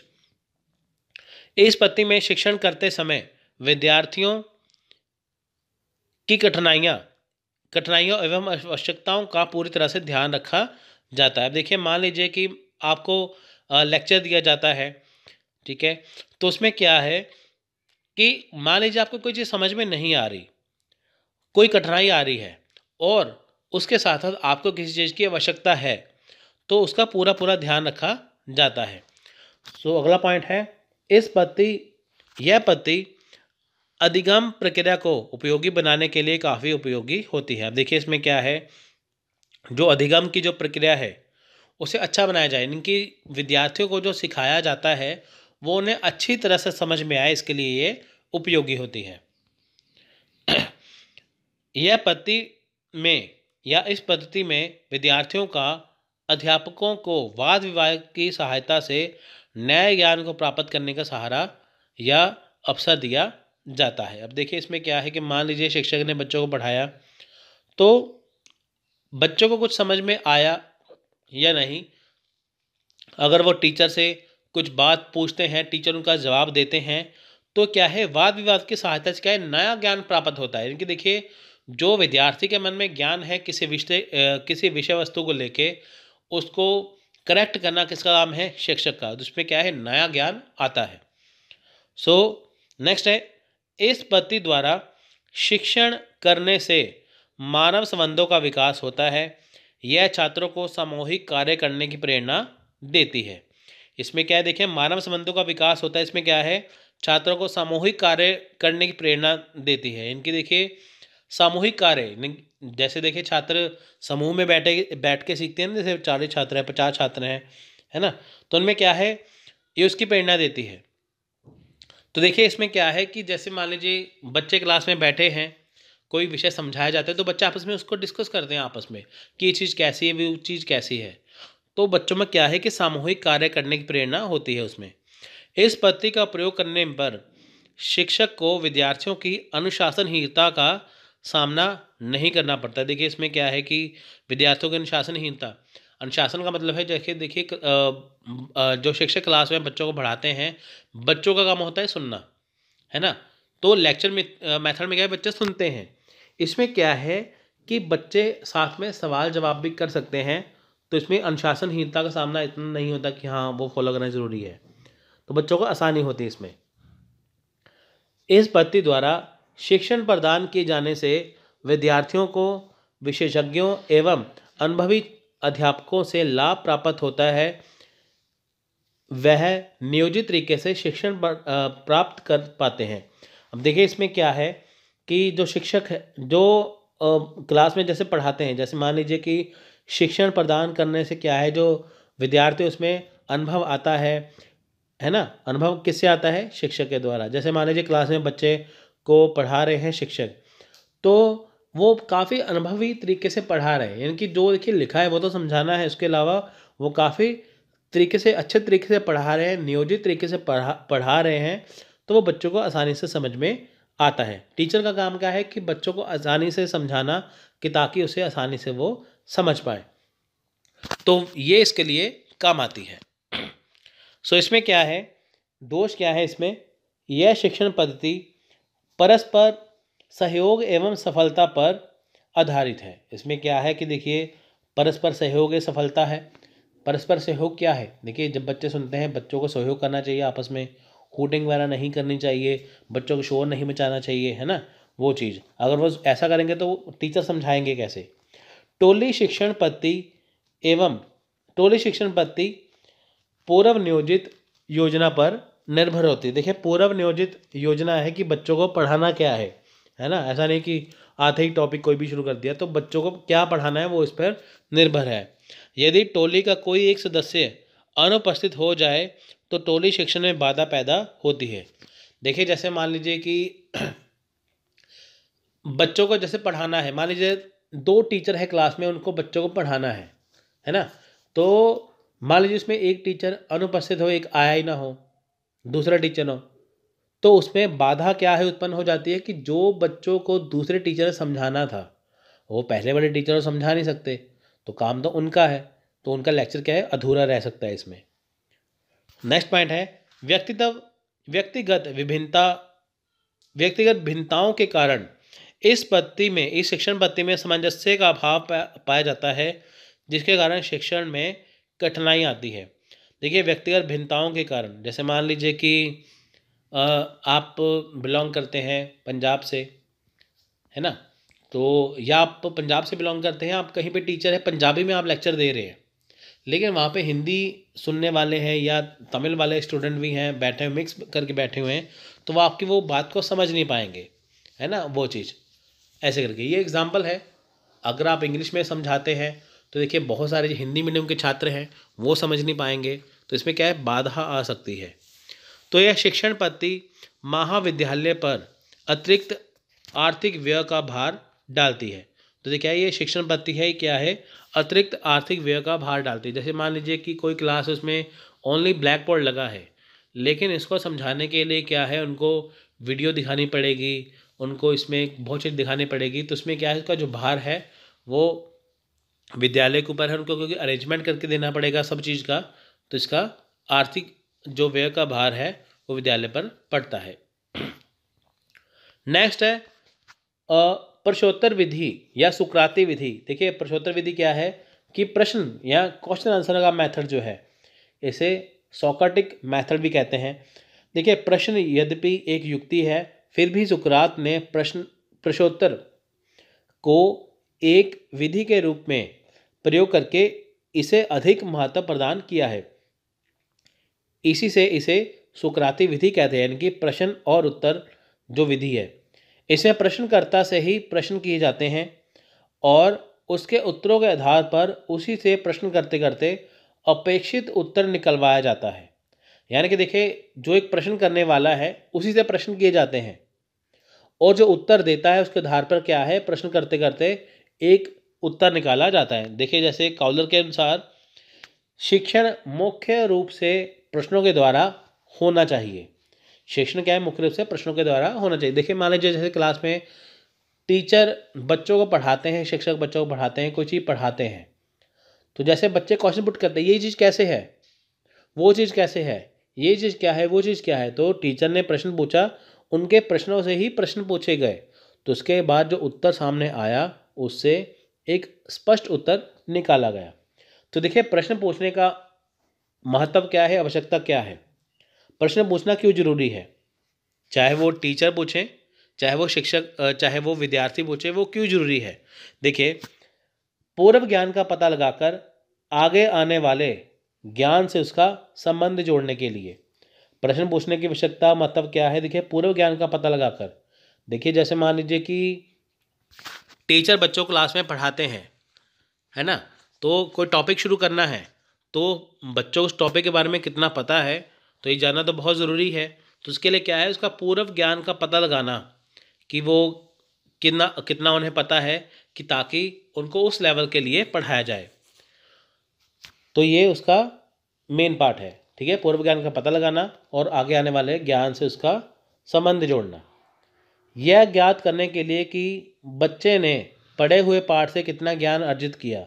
इसमें यह भी ज्ञात किया जाता है कि जो बच्चों ने पढ़ा हुआ पाठ है, यानी कि जो बच्चों ने पढ़ा हुआ इसने कितना ज्ञान अर्जित किया। हमने बता दिया कि जैसे फॉर एग्जांपल हमने बता दिया कि भारत की आज़ादी हुई है 15 अगस्त 1947 को, 15 अगस्त 1947 को। अब बच्चों को ये तो पता है, लेकिन उन्होंने इस बारे में कितना अधिक पढ़ा है वो कैसे पता चलेगा? जब बताएंगे अंग्रेज आए थे भारत में, अंग्रेजों ने ये किया, अंग्रेजों ने वो किया, प्रथम स्वतंत्रता संग्राम हुआ था 1857 का, फिर 1947 तक, तो ऐसे करके पूरा डिटेल बताया जाएगा, है ना, ऐसे करके। तो बच्चों की समस्या को जानने और उसके निवारण हेतु, अब बच्चों को देखिए किस चीज़ में प्रॉब्लम आ रही है, उसका निवारण कैसे करना है, तो उसके लिए प्रश्न पूछने की आवश्यकता है। ठीक है, वो चीज़। अब देखिए प्रश्न कैसे होने चाहिए। देखिए प्रश्न की भाषा स्पष्ट एवं निश्चित होनी चाहिए, जिससे छात्र प्रश्नों को या प्रश्न को भली भांति समझ सकें। यानी कि प्रश्न की भाषा क्या है, स्पष्ट होनी चाहिए, ठीक है, निश्चित होनी चाहिए, छात्र उसे अच्छी तरह से समझ सकें। प्रश्नों की रचना बालक के व्यवहारिक भाषा के अनुसार ही की जानी चाहिए। यानी कि देखिए प्रश्नों की रचना क्या है, जो उसका बालक की जो विद्यार्थी है जो जिसकी व्यवहारिक भाषा है उसके अनुसार ही की जानी चाहिए। जैसे मान लीजिए कोई हिंदी बोलता है, उसे हिंदी में प्रश्न पूछे, पंजाबी प्रश्न में पंजाबी है तो पंजाबी में, और इंग्लिश है तो इंग्लिश में पूछें, है ना, वो चीज़। सो अगर आप हिंदी वाले जो प्योर हिंदी बोलते हैं उन्हें इंग्लिश में थोड़ा सा उनका हाथ तंग होता है, अगर आप उनसे इंग्लिश में पूछेंगे उन्हें समझ में नहीं आएगा। प्रश्न उद्देश्य के साथ संबंधित होने चाहिए, यानी कि जो आपका उद्देश्य है, आप क्या सिखाना चाहते हैं उससे रिलेटेड ही प्रश्न होने चाहिए। पता चले प्रश्न और है तो उद्देश्य कुछ और ही, ऐसा नहीं है। प्रश्नों का क्रम तर्क संगत होना चाहिए। जो प्रश्न का क्रम है, इनकी 5 प्रश्न पूछने हैं, 10 पूछने हैं, 2 पूछने हैं, वो तर्क संगत होना चाहिए। ऐसा नहीं अनलिमिटेड प्रश्न पूछते ही गए, वो चीज़। तो यह है प्रश्न विधि या सुकराती विधि। नेक्स्ट है भूमिका निर्वहन करना, रोल प्लेइंग मेथड। अब देखिए सबसे मेन पार्ट है, शिक्षण की इस पद्धति में एक ही कक्षा में कई अध्यायों को एकीकृत किया जाता है। दूसरे शब्दों में इसे पुनरावृत्ति पद्धति भी कहा जाता है। इस पद्धति के माध्यम से विद्यार्थियों के प्रश्नों के उत्तर देने की क्षमता को जांचा जाता है। तो देखिए रोल प्लेइंग क्या है, मान लीजिए कि एक क्लास में एक पाठ पढ़ाया जाता है। जैसे देखिए हमारी कक्षा में ऐसे पाठ पढ़ाया जाता था, जैसे मान लीजिए एक पाठ है, उस पाठ में क्या है कि मान लीजिए 5 कैरेक्टर हैं, है ना, 5 कैरेक्टर हैं अलग अलग। तो हर एक बच्चे को करैक्टर दिया जाता था। जैसे मान लीजिए कोई सेठ का करैक्टर है, कोई नौकर का करैक्टर है, कोई पुलिस वाले का करैक्टर है, ऐसे करके। तो एक को सेठ बनाया जाता था, एक को नौकर, एक को पुलिस वाला बनाया जाता था। जब जब लाइन आती थी सेठ की तो सेठ वाला बच्चा पढ़ता था, पुलिस वाले की लाइन आती थी पुलिस वाला बच्चा पढ़ता था, ऐसे करके। तो इसमें क्या है, करैक्टर प्लेइंग से क्या है कि बच्चों को अध्याय पढ़ने में आसानी होती है। दूसरी बात, जैसे मान लीजिए कि कोई फंक्शन है आपके स्कूल कॉलेज में कहीं पे हो रहा है, आप उसमें रोल प्ले कर रहे हैं, आप उसमें मान लीजिए भगत सिंह का रोल प्ले कर रहे हैं, है ना, वो चीज़। तो आपको भगत सिंह के बारे में जानकारी अच्छे से प्राप्त होती है, आपको वो बहुत अच्छे से समझ में आएगा, वो चीज़। तो ये क्या है, रोल प्लेइंग से सीखना, पाठ को भी रोल प्लेइंग में समझाना, भूमिका निर्वहन में करना, और फंक्शन के समय में ही बच्चों को रोल प्ले करना, वो चीज़। तो इसके लाभ देखिए क्या है, यह पद्धति विद्यार्थियों को विभिन्न परिस्थितियों में समायोजित होने के लिए प्रोत्साहित करती है। देखिए इसमें क्या है, विभिन्न परिस्थितियों में, जैसे देखिए मान लीजिए कि हम पढ़ते हैं ये चीज़, जब आप उसका रोल प्ले करेंगे तो आपको पता चलेगा कि हाँ उस समय की सिचुएशन कैसी थी, है ना, उस समय की सिचुएशन कैसी थी, वो चीज़। तो आपको उस समय की जो परिस्थिति है उसको जानने का एक अवसर मिलता है। यह पद्धति विद्यार्थियों में ऊर्जा का संचार करती है। यह पद्धति यह अधिगम में रचनात्मकता को प्रोत्साहित करती है। देखिए इस पद्धति में क्या है, ऊर्जा का संचार करती है। देखिए बहुत जोशीले अंदाज में स्टूडेंट इसे पढ़ते हैं, है ना, उस टोन में पढ़ते हैं जो वो होती है। तो इसमें क्या है, रचनात्मकता आती है। तो है इसके लाभ। अब इसके करते हैं हानि या दोष। इस पद्धति का मुख्य दोष क्या है, कि इसमें दल के सदस्य कई बार एक दूसरे से परिचित नहीं होते हैं, जिनकी वजह से वे अधिगम के समय स्वयं को असहज महसूस करते हैं। अब देखिए इसमें क्या है कि दल के जो सदस्य एक दूसरे से परिचित नहीं होते। देखिए जैसे मान लीजिए कोई फंक्शन है ना, जैसे आपका दोस्त है, अगर आपके साथ कोई रोल प्ले कर रहा है तो आप उसके साथ कंफर्टेबल होंगे, लेकिन कोई आपको जानता नहीं है ना, तो आप असहज महसूस करेंगे अपने साथ। इस पद्धति द्वारा शिक्षण से विद्यार्थी कई बार उबाऊ महसूस करते हैं। कई बार आपको चीज़ समझ में नहीं आती तो आप उसे उबाऊ महसूस करने लगते हैं कि ये बोरिंग सा है, वो चीज़ है ना, वो चीज़ आती है इसमें। हमारा नेक्स्ट पॉइंट है पॉइंट नंबर 12, जो है डाल्टन योजना या डाल्टन प्लान। देखिए ये डिस्कस करते हैं क्या है। अब देखिए अमेरिका के डाल्टन नामक स्थान में 1912 से 1915 के बीच कुमारी हेलेन पार्कस्टर ने शिक्षा की एक नई विधि प्रयुक्त की, जिसे डाल्टन योजना कहते हैं। देखिए ये कहाँ पे है, अमेरिका के डाल्टन नामक स्थान पे है, इसलिए इसका नाम डाल्टन योजना पड़ा। 1912 से 15 के बीच में हुआ। ये किसने किया, कुमारी हेलन पार्कस्ट ने, ठीक है। और इसे डाल्टन योजना का नाम दिया। यह विधि कक्षा शिक्षण के दोषों को दूर करने के लिए आविष्कृत की गई थी। यानी कि देखिए कक्षा शिक्षण के दोष क्या हैं। अब देखिए यहाँ पे क्या है कि कक्षा शिक्षण में दोष, यानी कि जब कक्षा में शिक्षक पढ़ाते हैं बच्चों को, तो उसमें देखिए जो दोष पाए जाते हैं उसको दूर करने के लिए ये कारगर थी। अब देखिए डाल्टन योजना में क्या था, कक्षा भवन का स्थान प्रयोगशाला ले लेती है। यानी कि डाल्टन योजना में क्या है कि जो कक्षा में पढ़ाया जाता है उसमें क्या है, प्रयोगशाला लेके आई गई, यानी कि जो चीज़ बताई गई उसे प्रैक्टिकल करके दिखाना था।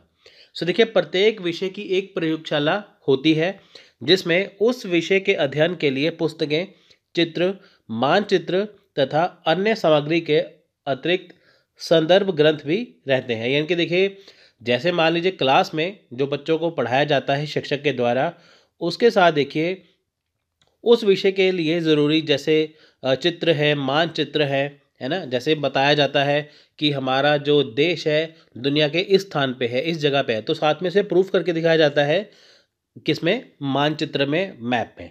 तो अन्य जो भी देखिए जो भी सब्जेक्ट पढ़ाया जाता है उसके साथ साथ उसे प्रयोग करने के लिए, उसे दिखाने के लिए उसमें क्या था, एक उसमें एक्स्ट्रा सामग्री रखी जाती थी, उसे प्रयोगशाला रखी जाती थी। जैसे आप देखिए साइंस का कोई सब्जेक्ट पढ़ते हैं तो आपको साइंस का जैसे कोई सब्जेक्ट पढ़ना है, साइंस में जो भी आप पढ़ते हैं उसे टेस्ट करने के लिए देखिए अलग से लेबोरेटरी होती है, जिसे प्रयोगशाला कहते हैं।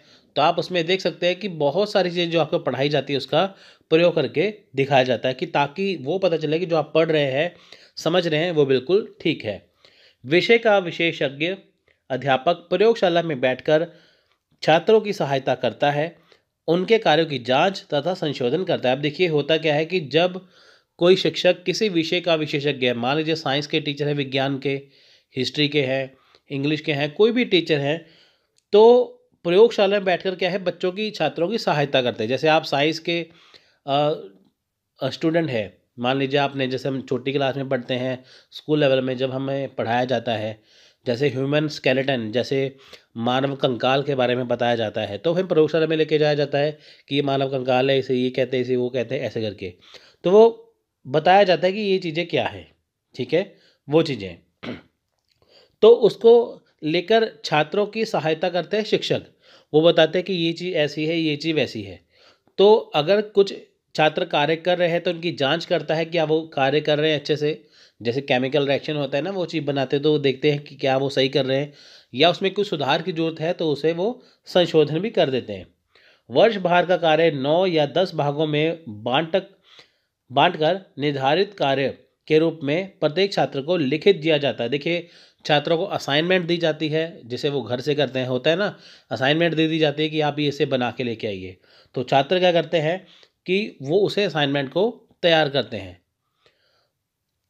छात्र उस निर्धारित कार्य को अपनी रुचि के अनुसार विभिन्न प्रयोगशाला में जाकर पूरा करता है। अब देखिए जो छात्र है उसमें क्या है कि जो निर्धारित कार्य, यानी कि जो कार्य उसे शिक्षक के द्वारा दिया जाता है करने के लिए, तो वो अपनी रुचि के अनुसार क्या है प्रयोगशाला में जाके उसे पूरा करता है। कार्य आन वित्तियों में बांटा रहता है, जितनी अनुविधि का कार्य पूरा होता है उतनी का उल्लेख उसके रेखापत्र पर किया जाता है। यानी कि देखिए उसे काम बांट कर दिया जाता है, तो जितना वो कार्य पूरा करता रहता है उसे क्या है, रेखापत्र या ग्राफ पर किया जाता है कि इतना काम हो गया।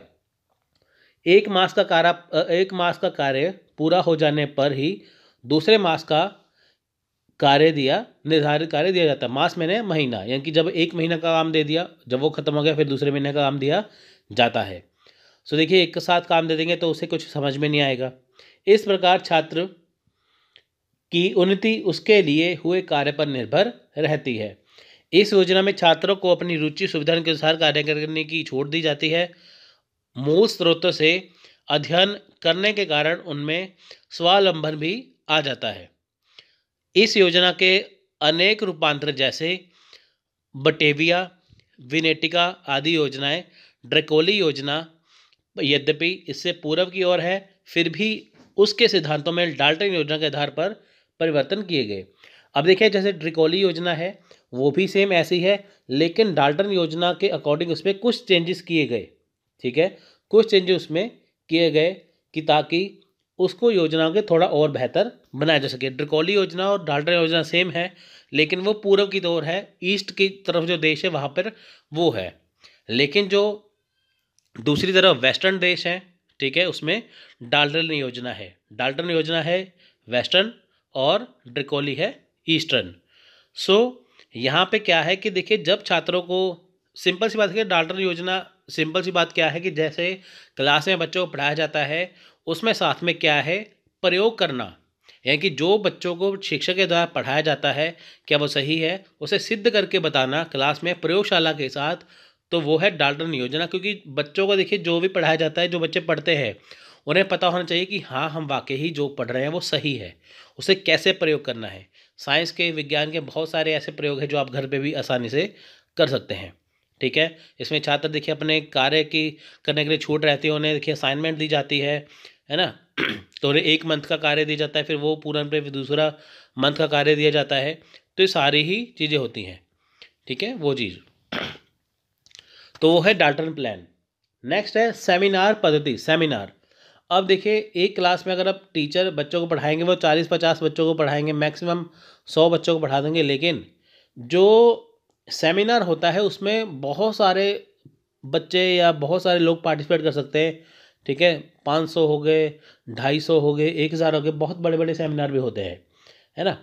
सो शिक्षण की इस पद्धति में बहुत सारे विद्यार्थी एवं शिक्षक भाग लेते हैं। इस पद्धति के द्वारा किसी उन्नत अध्ययन पर शोध परियोजना पर कार्य कर रहे समूह को निर्देशित किया जाता है। अब देखिए मान लीजिए कि जो सेमिनार मेथड है, अब देखिए क्लास में एक टीचर पढ़ाएगा और सेमिनार में 4-5 टीचर अलग अलग सब्जेक्ट से आपको विषय के बारे में जानकारी देते हैं।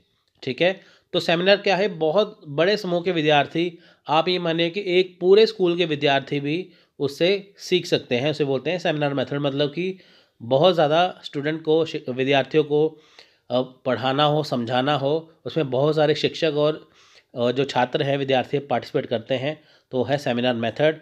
तो इसमें देखिए किसी उन्नत अध्ययन या शोध परियोजना पर कार्य कर रहे समूह को निर्देशित किया जाता है। जैसे मान लीजिए कि हमें पता है जैसे 500 स्टूडेंट है स्कूल में, है ना, पूरे स्कूल में एक ही तरह की जो पद्धति है, जैसे एक तरह का कोई विषय है, खास विषय है जो सबके लिए ज़रूरी है। अगर हम अलग अलग क्लास में जाके पढ़ाएंगे सबको तो मुश्किल है, लेकिन एक दिन का समय निकाल के सबको समझा दिया जाए तो सबकी समझ में आ जाएगा। क्योंकि देखिए टॉपिक सेम है, सब कुछ सेम है, तो एक ही बार में हो जाएगा सेमिनार मेथड के द्वारा। इस पद्धति में किसी समस्या का बातचीत करके हल ढूंढने का प्रयास किया जाता है। इसमें सेमिनार में भाग ले रहे आपस में विचारों का आदान प्रदान करते हैं। जैसे मान लीजिए स्टेज पे शिक्षक है, वो बच्चों को गाइड करते हैं, तो बच्चे आपस में क्या है कि वो डिस्कस करते हैं। जैसे टॉपिक है तो उनमें से देखिए अगर किसी का कोई, जैसे किसी को किसी चीज़ के बारे में पता है तो वो भी बताते हैं, तो उससे क्या है कि नई चीज़, नया ज्ञान निकल के आता है। ठीक है, विचारों का आदान प्रदान होता है। क्योंकि देखिए अगर आप किसी से विचारों का आदान प्रदान करते हैं, किसी टॉपिक के ऊपर चर्चा करते हैं, विषय के ऊपर चर्चा करते हैं, तो आपको बहुत ज़्यादा आसानी होती है। क्योंकि देखिए आपके विचार उस विषय पर अलग होंगे, उसके विचार अलग होंगे, तो आपको एक नई चीज़ सीखने को मिलेगी। तो इसके देखिए लाभ क्या है, पहले ही वो जान लेते हैं। यह पद्धति से सहभागियों को सक्रिय रूप से भाग लेने हेतु प्रोत्साहित करती है। यह पद्धति सहभागियों में अभिप्रेरणा एवं उत्साह का संचार करती है। ठीक है, इसमें क्या है, देखिए सहभागी जो है वो सक्रिय रूप से भाग लेते हैं, इनकी वो उन्हें पता है कि आज ये टॉपिक करवाया जाएगा, वो सक्रिय हो जाते हैं पूरे, है ना, तो वो ध्यान लगाते हैं पूरा उसके ऊपर, तो उसमें अभिप्रेरणा भी आती है, संचार भी आता है। लेकिन अगर हम इसके दोष की बात करें तो इस पद्धति के लिए उच्च स्तर के प्रशिक्षित शिक्षकों एवं निर्देशकों की आवश्यकता होती है। देखिए इसमें बहुत ज़्यादा हाई लेवल के टीचर होते हैं। ठीक है, सबका सामान्य आईक्यू लेवल एक जैसा नहीं होता, तो हमें बहुत ज़्यादा प्रशिक्षित शिक्षक चाहिए। यह पद्धति शिक्षण की अन्य विधियों की तुलना में ज़्यादा खर्चीली है। अब देखिए मान लीजिए कि आपको किसी जैसे 1000 स्टूडेंट को एक जगह पे समझाना है, तो आपको या तो कोई स्टेडियम बुक करना पड़ेगा या आपको कोई बड़ा सा हॉल बुक करना पड़ेगा, जो कि काफ़ी खर्चीला होता है। बहुत सारी चीज़ें आपको इसमें देखनी होती हैं। सो नेक्स्ट है वर्धा योजना या बुनियादी तालीम। तो देखिए महात्मा गांधी जो है तो वो इसके शिक्षाविदी हैं, यानी कि उन्होंने ये योजना बनाई थी, तो वर्धा योजना उनकी है। देखिए बहुत बार क्वेश्चन आता है कि वर्धा योजना क्या है, ये किसने दी है। तो महात्मा गांधी की वर्धा योजना है बेसिक शिक्षा या बुनियादी तालीम भी अपने ढंग की एक शिक्षा विधि है। गांधी जी ने देश के तत्कालीन स्थिति को देखते हुए शिक्षा में हाथ के काम को प्रधानता दी। उनका विश्वास था कि जब तक छात्र हाथ से काम नहीं करता तब तक उसे श्रम का महत्व नहीं ज्ञात होता। तो देखिए यहाँ पे क्या है कि जो जब गांधी जी देखे, उन्होंने जब देखा हमारा एजुकेशन सिस्टम देखा, तब उन्हें ये पता चला, ये उन्होंने ये देखा कि जो हाथ का काम है उसे आना चाहिए। क्योंकि देखिए जब आप कोई चीज़ पढ़ते हैं, फॉर एग्जांपल आपको मैं यहाँ पे बताता हूँ कि मान लीजिए आप पढ़ लेते हैं, पढ़ते पढ़ते पढ़ते पढ़ते आपने इतना पढ़ लिया, लेकिन आपको सिर्फ पढ़ाई ही आती है, उसके अलावा कोई काम आपको नहीं आता। मान लीजिए आपने पीएचडी कर ली, आपने बहुत कुछ पढ़ लिया, लेकिन आपको उसके अलावा कुछ नहीं आता, तो जब तक आपका कोई एग्ज़ाम क्लियर नहीं होगा आप उसके ऊपर डिपेंड रहेंगे। लेकिन उसी के साथ अगर आपको कोई हाथ का काम भी आता है, अगर हाथ से काम आता है तो आप उसे आसानी से कर पाएंगे। मान लीजिए कल को आपका एग्ज़ाम क्वालिफाई कोई भी ना होता है, कोई भी ना हो, तो आप उस हाथ के काम की कारीगरी से कुछ अपने लिए काम कर सकते हैं, जिससे आपके वो हमेशा काम आता है। तो देखिए जब तक आप हाथ से कोई काम नहीं करेंगे तब तक आपको श्रम का महत्व नहीं पता चलेगा। जैसे एक किसान है, वो खेतों में काम करता है, आप पढ़ते हैं कि किसान फसल उगाते हैं, किसान हमें ये बनाते हैं, किसान फसल उगाते हैं, किसान ये करते हैं, है ना। जब आप खुद से किसानी करेंगे आपको पता चलेगा कि वो कितनी मेहनत करते हैं। तो ये एग्जाम्पल के तौर पे क्या है कि आपको श्रम का महत्व तब ज्ञात होता है। सैद्धांतिक ज्ञान मनुष्य को अहंकारी एवं निष्क्रिय बना देते हैं। देखिए सिद्धांतिक ज्ञान क्या है, जैसे आपके दिमाग में देखिए कि आपको बहुत ज़्यादा पता है चीज़ों के बारे में, बहुत ज़्यादा आपके पास तालीम है, लेकिन आपने हाथ का काम नहीं किया, तो आपको वह अहंकारी बना देंगे। आपको ये समझेंगे कि हाँ मैं बहुत ज़्यादा इंटेलिजेंट हूँ। सो अतः बच्चों को प्रारंभ से ही किसी न किसी हस्त कौशल के द्वारा शिक्षा देनी चाहिए। हमारे देश में कृषि एवं कताई बुनाई बुनियादी ढांचे हैं, बुनियादी धंधे हैं, जिसमें देश की 3/4 जनता लगी हुई है। आप देखिए हमारा जो देश है वो कृषि प्रधान देश है। यहाँ पे देखिए हाथों से काम किया जाता है कृषि में, और बहुत सारी ऐसी चीज़ें जो हाथों से ही बनाई जाती हैं, जैसे मूर्तिकार है, हाथों से मूर्तियाँ बनाते हैं, है ना वो चीज़। तो अतः उन्हें इन्हीं दोनों को मूल हस्त कौशल मानकर शिक्षा में प्रमुख स्थान दिया। अब देखिए इन्हीं को क्या किया उन्होंने, इन्हीं दोनों को क्या किया, मूल हस्त कौशल मानकर। यानी कि देखिए पहली बात कृषि, दूसरा कताई बुनाई को क्या किया उन्होंने मूल स्थान जो शिक्षा में दे दिया। अब देखिए बेसिक शिक्षा क्या होनी चाहिए, बेसिक शिक्षा में की विशेषता क्या है। सो पहला देखिए इसमें है मातृभाषा के माध्यम से शिक्षा। अब देखिए गांधी जी कहते हैं कि आपको बेसिक शिक्षा देनी है, आपको बेसिक ट्रेनिंग देनी है, बुनियादी तालीम देनी है, तो उसकी विशेषता क्या है। सो देखिए मातृभाषा के माध्यम से शिक्षा। देखिए आपकी मातृभाषा क्या है, जैसे मान लीजिए आप पंजाब में है, आपकी पंजाबी है, अगर आप तमिलनाडु में है तो आपकी तमिल है, आंध्र प्रदेश में तो आपकी तेलुगु है, ठीक है, कन्नड़ में जैसे उड़ीसा में है तो कन्नड़, मलयालम, ठीक है, ऐसे करके आपके पास जो है मलयालम में मलयाली भाषा है, तो यूपी में हिंदी है, बिहार में हिंदी है, बिहारी है।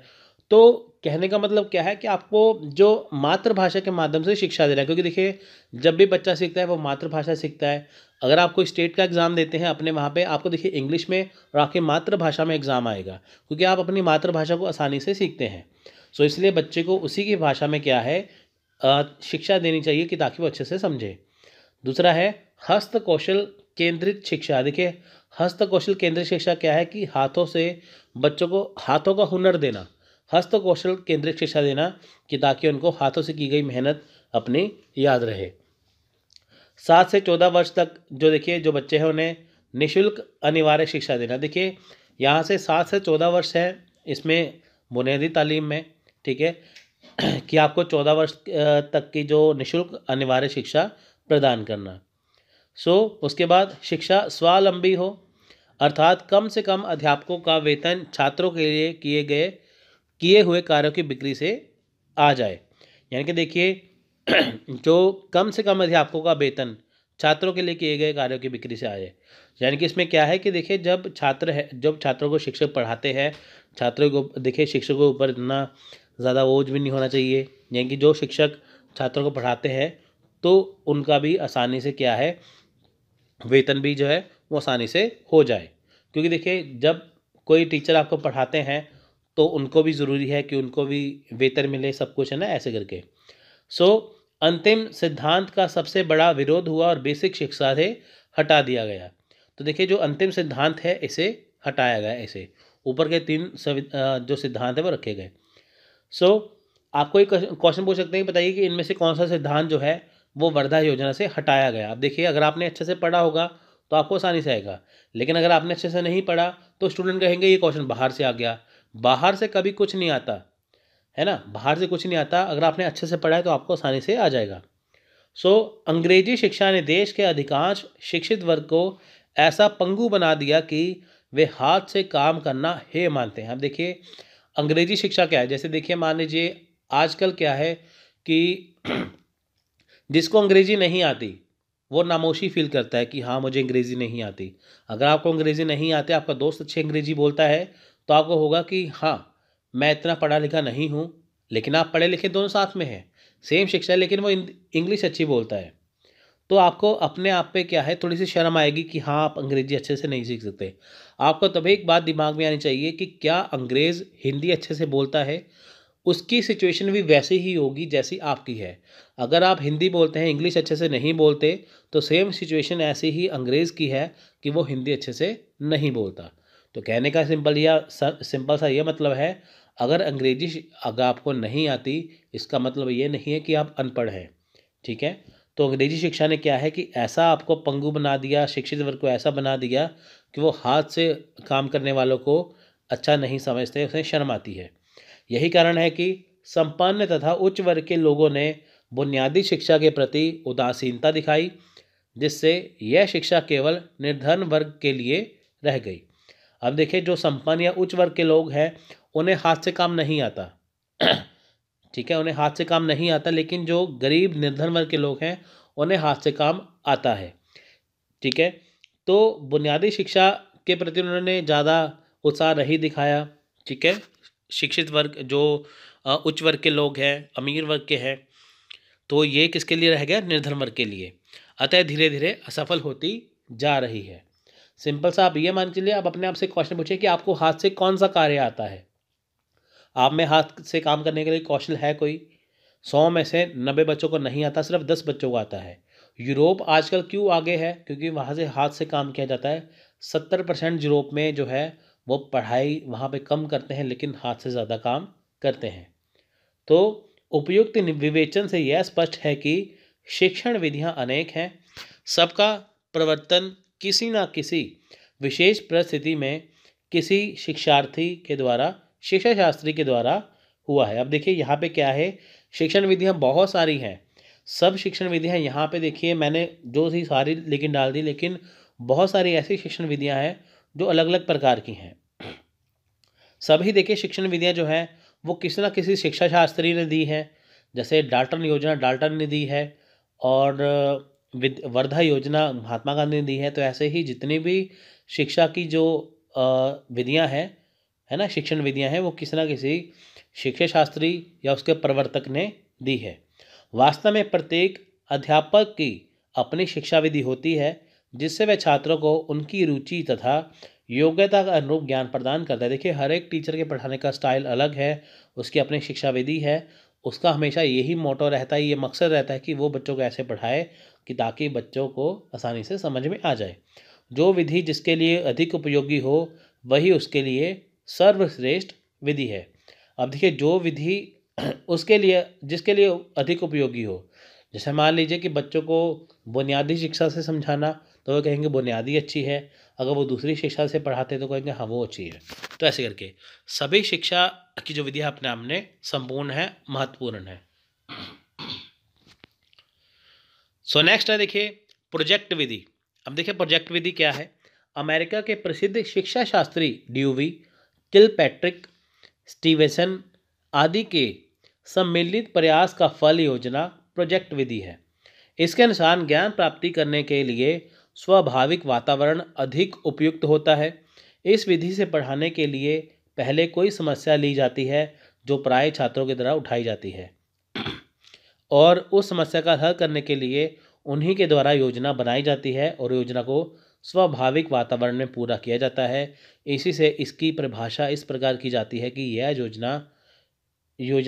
यह समस्या मूलक कार्य है जो स्वाभाविक वातावरण में पूर्ण किया जाए।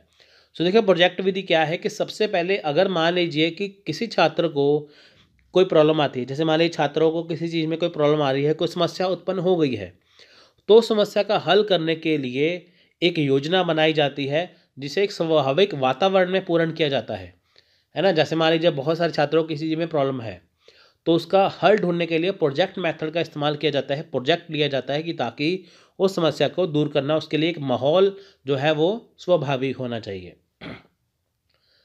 तो नेक्स्ट है करके सीखना, लर्निंग बाय डूइंग। अब देखिए, जब से बाल मनोविज्ञान के विकास ने यह सिद्ध कर दिया है कि शिक्षा का केंद्र ना तो विषय है ना अध्यापक वर्ण छात्र है, तब से शिक्षण में सक्रियता को अधिक महत्व दिया जाने लगा है। अब देखिए, यहाँ पे गवर्नमेंट भी मानती है कि जो शिक्षा का केंद्र है वो ना तो विषय है, ना ही शिक्षक है, ना ही अध्यापक है, कौन है, छात्र है। क्योंकि देखिए जो हमारा एजुकेशन सिस्टम है वो छात्र केंद्रित है। ठीक है, छात्र केंद्रित है। बच्चों को मान लीजिए कि जो चीज़ समझ में आती है उसके अकॉर्डिंग जो है हमारा सिलेबस बनता है। ऐसे नहीं कि शिक्षक को क्या पढ़ाना है वो जो थोप दिया जाए, ऐसा नहीं है। बच्चों को क्या समझ में आएगा, क्या ज़रूरी है, उसके अकॉर्डिंग सिलेबस बनाया जाता है। तो हमारा एजुकेशन सिस्टम क्या है कि छात्र केंद्रित है। करके सीखना या लर्निंग बाय डूइंग अर्थात क्या है, स्व अनुभव द्वारा ज्ञान प्राप्त करना आजकल का सर्वाधिक व्यापक शिक्षण सिद्धांत है। देखिए, जब कोई बच्चा कोई चीज़ खुद से करता है, खुद से अपने अनुभव से ज्ञान प्राप्त करता है, तो वो सबसे बड़ा सिद्धांत है। जैसे मान लीजिए यूजीसी नेट की अगर आप तैयारी करते हैं, आपने तैयारी की, आपने एग्ज़ाम दिया, अगर आपने बिना पढ़े एग्ज़ाम दिया, ठीक है, और आपका दोस्त पढ़ के एग्ज़ाम देता है, तो आपने एग्ज़ाम दिया, आपका क्वालिफाई नहीं हुआ, आपने 2 बार बिना पढ़े दिया, उसने 2 बार पढ़ के दिया, लेकिन उसका दूसरे प्रयास में सफल हो गया, तो आप कहेंगे कि एग्ज़ाम जो है वो बहुत टफ था, ये ऊपर से निकल गया, मैंने तो पढ़ा था, ऐसे करके वो आपका बहाना हो गया, वो आपका अनुभव हो गया। लेकिन अगर आपने मान लीजिए पढ़ के एग्ज़ाम दिया है, पहली बार आपने एग्ज़ाम दिया, आपका क्वालिफाई नहीं हुआ, दूसरी बार आपने एग्ज़ाम दिया, आपका क्वालिफाई हो गया, है ना, तो आपको अनुभव हो गया ना कि आपको किस लेवल की तैयारी करनी है। फिर आपसे आपका कोई दोस्त पूछता है कि बताओ मैं यूजीसी नेट की तैयारी कैसे करूं, है ना, तो आपको वो अपना अनुभव बताएंगे। अगर आपसे किसी को अनुभव पूछना है तो आपको वो चीज़ करनी पड़ती है। जैसे मान लीजिए आपको यूजीसी नेट की तैयारी करनी है, आप किसी से ये नहीं पूछ सकते कि इसका लेवल क्या है। कुछ बोलेंगे हार्ड है, कुछ बोलेंगे कि लो लेवल है, आसान है। लेकिन जब तक आप खुद से एग्ज़ाम नहीं देते आपको उसका लेवल पता नहीं चलेगा। सो ये सबसे इम्पोर्टेंट सिद्धांत है। अतः रूसो से लेकर मोंटेसरी और ड्यूबी तक शिक्षा शास्त्रियों ने बच्चों की ज्ञान इंद्रियों को अधिक कार्यशील बनाने तथा उनके द्वारा शिक्षा देने पर अधिक बल दिया। आप देखिए, जो रूसो से लेकर मोंटेसरी ड्यूबी तक उन्होंने क्या किया, उन्होंने ये बात बताई कि जो बच्चों की जो ज्ञान इंद्रियां हैं उसे अधिक कार्यशील बनाना चाहिए और उसको क्या है, उनको शिक्षा देनी चाहिए, इनकी बच्चों को उनके लेवल के अकॉर्डिंग क्या है, शिक्षा देनी चाहिए। महात्मा गांधी ने भी देखिए इस सिद्धांत के आधार पर बेसिक शिक्षा को जन्म दिया। देखिए उनको जो बेसिक शिक्षा है, ठीक है, जो उनकी जो बेसिक शिक्षा होती है, जो वर्धा योजना है, वो भी इसके ऊपर डिपेंड है, यानी कि आपको करके सीखना है कोई चीज़। सो अतः सक्रिय विधि के अंतर्गत अनेक विधियां सम्मिलित की जा सकती हैं, जैसे शोध विधि, जिसे ह्यूरिस्टिक पे कहते हैं, योजना विधि या प्रोजेक्ट विधि, डाल्टन प्रणाली या बेसिक शिक्षा विधि इत्यादि। तो ये इसका जो ये विधियों के नाम है, इसमें क्या है, करके सिखाया जाता है। सो लास्ट है हमारी शिक्षा शोध विधि, ठीक है, रिसर्च मेथड। जर्मनी के प्रोफेसर आर्मस्ट्रॉन्ग द्वारा शोध विधि का प्रतिपादन हुआ, ठीक है, आर्मस्ट्रॉन्ग द्वारा। अब देखिए जितने भी आए ना, कौन किसने प्रतिपादित किया, जैसे आर्मस्ट्रॉन्ग ने शोध विधि को किया, ये सारा आपको मैं अगली स्लाइड में आपको मैं पूरा बता दूंगा, तो आपको आसानी होगी याद करने में, ठीक है। तो जर्मनी के प्रोफेसर हैं आर्मस्ट्रॉन्ग द्वारा शोध विधि का प्रतिपादन हुआ था। इस शोध विधि में छात्रों को उपयुक्त वातावरण में रखकर स्वयं किसी तथ्य को ढूंढने के लिए प्रेरित किया जाता है। अब देखिए इसमें क्या है कि छात्रों को एक टॉपिक दिया जाता है, एक टॉपिक दिया जाता है, ठीक है। तो छात्र क्या है, वे अपनी तरफ से रिसर्च करते हैं उस तथ्य के बारे में। प्रेरित किया जाता है कि आपको ये चीज़ करनी है, किसी चीज़ के ऊपर रिसर्च करनी है। सो इसका यह अर्थ नहीं है कि अध्यापक कुछ नहीं करता और छात्रों को मनमाना काम करने के लिए छोड़ देता है। सच पूछिए तो वह छात्र का पथ प्रदर्शन करता है तथा उसे गलत रास्ते से हटाकर सीधे रास्ते पर लाता रहता है। उसका लक्ष्य यह रहता है कि जो ज्ञान छात्र अपने निरीक्षण अथवा प्रयोग प्राप्त कर सकता है उसे बताया ना जाए। इस विधि का प्रयोग सबसे पहले तो विज्ञान की शिक्षा में किया गया, फिर धीरे धीरे गणित, भूगोल तथा अन्य विषयों में इसका प्रयोग होने लगा। अब देखिए यहाँ पे क्या है कि बच्चों को एक विषय दिया जाता है, तो उसमें बताया जाता है कि वो क्या करें कि उस वातावरण में खुद को रख के उसको रिसर्च करें। जैसे मान लीजिए कि विज्ञान का जो स्टूडेंट है ना, उसको बताया, जैसे अभी देखिए बहुत सारी रिसर्च होती है ना, बहुत सारी अलग अलग जगह पे रिसर्च होती है ना। जैसे मान लीजिए कि मैं आपको फॉर एग्जांपल देता हूँ, जैसे अभी कोरोना फैला था, कोरोना के लिए देखिए इंजेक्शन के लिए कितनी रिसर्च हुई, कौन सी दवाई लाए, कैसे लाए, कहाँ लाए। तो वो क्या है, वो रिसर्च थी जो उन्होंने अपने अनुभव से देखा। तो लेकिन जैसे कॉलेज है, यूनिवर्सिटी है, स्कूल है, वहाँ पे छात्रों को शिक्षक के द्वारा छूट दी जाती है कि वो तथ्य के बारे में रिसर्च करें। इसका मतलब यह नहीं कि छात्र अध्यापक ने दे दिया तो काम खत्म हो गया कि छात्र अपनी मर्जी से जो मर्जी करें, लेकिन ऐसा नहीं है। लेकिन अगर कुछ वो गलत रिसर्च करते हैं जो टॉपिक या विषय के अकॉर्डिंग नहीं है, तो टीचर या शिक्षक उसे सही करते हैं, उसे बताते हैं कि ये चीज़ करनी है कि नहीं करनी। उनका लक्ष्य क्या रहता है, शिक्षक का लक्ष्य रहता है कि छात्र अपने निरीक्षण, अपने अनुभव से सीखे, ठीक है, कि ताकि आगे जाके उन्हें कहीं पे भी निर्भर ना रहना पड़े। अब देखिए मान लीजिए कि कोई शिक्षक क्लास में पढ़ाते हैं, फॉर एग्जांपल आपको मैं वीडियो में समझा रहा हूँ, जो चीज़ लिखी है वो तो मैं पढ़ाता हूँ, लेकिन उसके अकॉर्डिंग जो भी कुछ अलग से हो सकता है वो आपका मैं ज़रूर बताता हूँ कि ताकि आपकी समझ में आए, ठीक है, वो चीज़ें। पहले इसका प्रयोग कहाँ पे होता था, मैथ्स में या गणित में, फिर धीरे धीरे भूगोल में हुआ, फिर अन्य विषयों में हुआ, ठीक है। पहले इसका प्रयोग होता विज्ञान में, फिर धीरे धीरे गणित में, फिर भूगोल में, फिर अन्य विषयों में, सब जगह इसका प्रयोग होने लगा, वो चीज़ें। तो ये थी। अब हम बात करेंगे शिक्षण विधि के बारे में या एक्सपोनेंट के बारे में, जो आपको बताई गई। देखिए आपको अलग अलग यहाँ पे बताया गया है ना, कि जैसे फॉर एग्जांपल देखिए यहाँ पे बताया गया है कि जर्मनी के प्रोफेसर आर्मस्ट्रॉन्ग ने ये विधि बनाई है ना, वर्धा योजना महात्मा गांधी ने बनाई है, प्रोजेक्ट विधि उसने बनाई है। तो आपको ये याद करना मुश्किल हो जाएगा, लेकिन आपको इसके जरिए आसानी लगेगी, ठीक है। तो एक बार फिर से देख लेते हैं। मॉन्टेसरी विधि, मॉन्टेसरी विधि किसने दी है, मारिया मॉन्टेसरी ने। किंडरगार्टन विधि जो है, जो किंडरगार्टन विधि है, शिक्षण विधि, ये दी है फ्रोबेल ने। आप इसके देखिए साथ में याद रखिए, आपको बहुत आसानी से आएंगे। खेल विधि हेनरी कोल्ड वेल कुक ने दिया है, यानी कि जो शिक्षण विधि है ये देखिए सारे शिक्षण की विधियां हैं। ये शिक्षण विधि कहाँ पे प्रयोग की होती है? हमारे स्कूल में, हमारे विश्वविद्यालय में, हमारी यूनिवर्सिटी में। तो ये सारी विधि अपनाई जाती है विद्यार्थियों की सहूलत के लिए। नेक्स्ट है डाल्टन विधि। ये है हेलन पार्कहर्स्ट ने बनाई है, ठीक है। और पर्यटन विधि है, ये पेस्टोलॉजी ने बनाई है। प्रतिपादक इसके पेस्टोलॉजी है। आपको ये जानना जरूरी नहीं है कि इनका जन्म कहाँ पे हुआ, ये कहाँ से है, कहाँ से, ऐसा नहीं है, आपको बस इनके नाम याद करने हैं। नेक्स्ट है खोज विधि, हेरिस्टिक विधि या अन्वेषण विधि भी कहते हैं इसे, ये बनाई है आर्मस्ट्रॉन्ग ने। नेक्स्ट है प्रश्नोत्तर विधि, यानी कि प्रश्नोत्तर विधि, ये है सुकरात, इसे सुकराती विधि भी कहते हैं। नेक्स्ट है प्रोजेक्ट विधि, ये है विलियम हेनरी किलपैट्रिक ने। नेक्स्ट है वैज्ञानिक विधि, इसे बोला है गुडवार स्किट्स ने। नेक्स्ट है समस्या समाधान विधि, ये है सुकरात विधि, ये भी सुकरात ने ही बनाई है। नेक्स्ट है सूक्ष्म शिक्षण विधि, ये है रॉबर्ट ने बनाई है, प्रतिपादक है रॉबर्ट। नेक्स्ट है मूल्यांकन विधि, इसके हैं जे.एम. राइट्स, इसके जो है वो प्रतिपादक हैं। नेक्स्ट है समस्या समाधान विधि, ये है सुकरात ने, ये भी बनाई है विधि। नेक्स्ट है इकाई उपागम विधि, ये है H.C. मॉरिसन ने बनाई है। नेक्स्ट है विनेटिका विधि, इसे बनाई है कॉल्टन मॉशबर्न ने, ठीक है। नेक्स्ट है ड्रेकॉली शिक्षण विधि, इसे बनाई है ड्रेकॉली ने। नेक्स्ट है ब्रेल पद्धति, इसे बनाई है लुई ब्रेल ने। देखिए ब्रेल पद्धति क्या है? जैसे मान लीजिए कि कोई जो जिसे दिखाई नहीं देता है, तो ब्रेल विधि से वो सीख सकता है।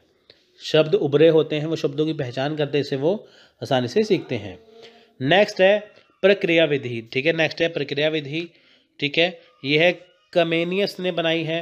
नेक्स्ट है बेसिक शिक्षा पद्धति, इसे महात्मा गांधी जी ने बनाया है। बेसिक शिक्षा पद्धति क्या है, कैसे होनी चाहिए, ये महात्मा गांधी ने बनाई है। नेक्स्ट है समाज मिति विधि, इसे बनाया है, इसके प्रतिपादक है एल मोरेनो।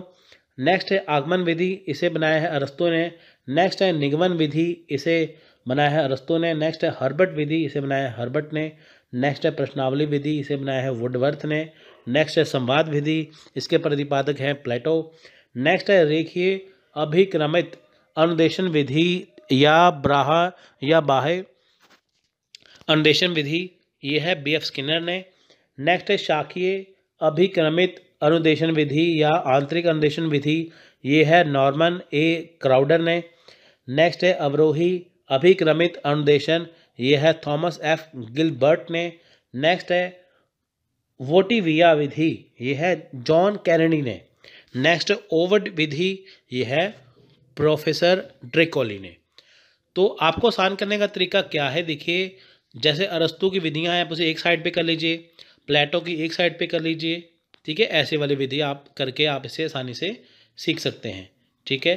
तो ये बहुत आसानी से आप इसे सीख सकते हैं, बहुत ज़रूरी, क्योंकि देखिए अगर आपको एग्ज़ाम में नंबर पक्के करने हैं तो आपको ये जानना बहुत ज़रूरी है। तो आप इसे अच्छे से करिए, बहुत आसानी से आप इसे समझ सकते हैं। तो देखिए ये विधि यहाँ पे ख़त्म होती है। अगर आपको अच्छी लगी है तो आप इसे अच्छे से करिए, आप बार बार लेक्चर को देखिए, आप इसे अच्छे से समझिए। जितना अच्छे समझेंगे उतना ही एग्ज़ाम में आपको आसानी होगी, आपके नंबर उतने पक्के हो जाएंगे। So thank you so much, thanks for watching.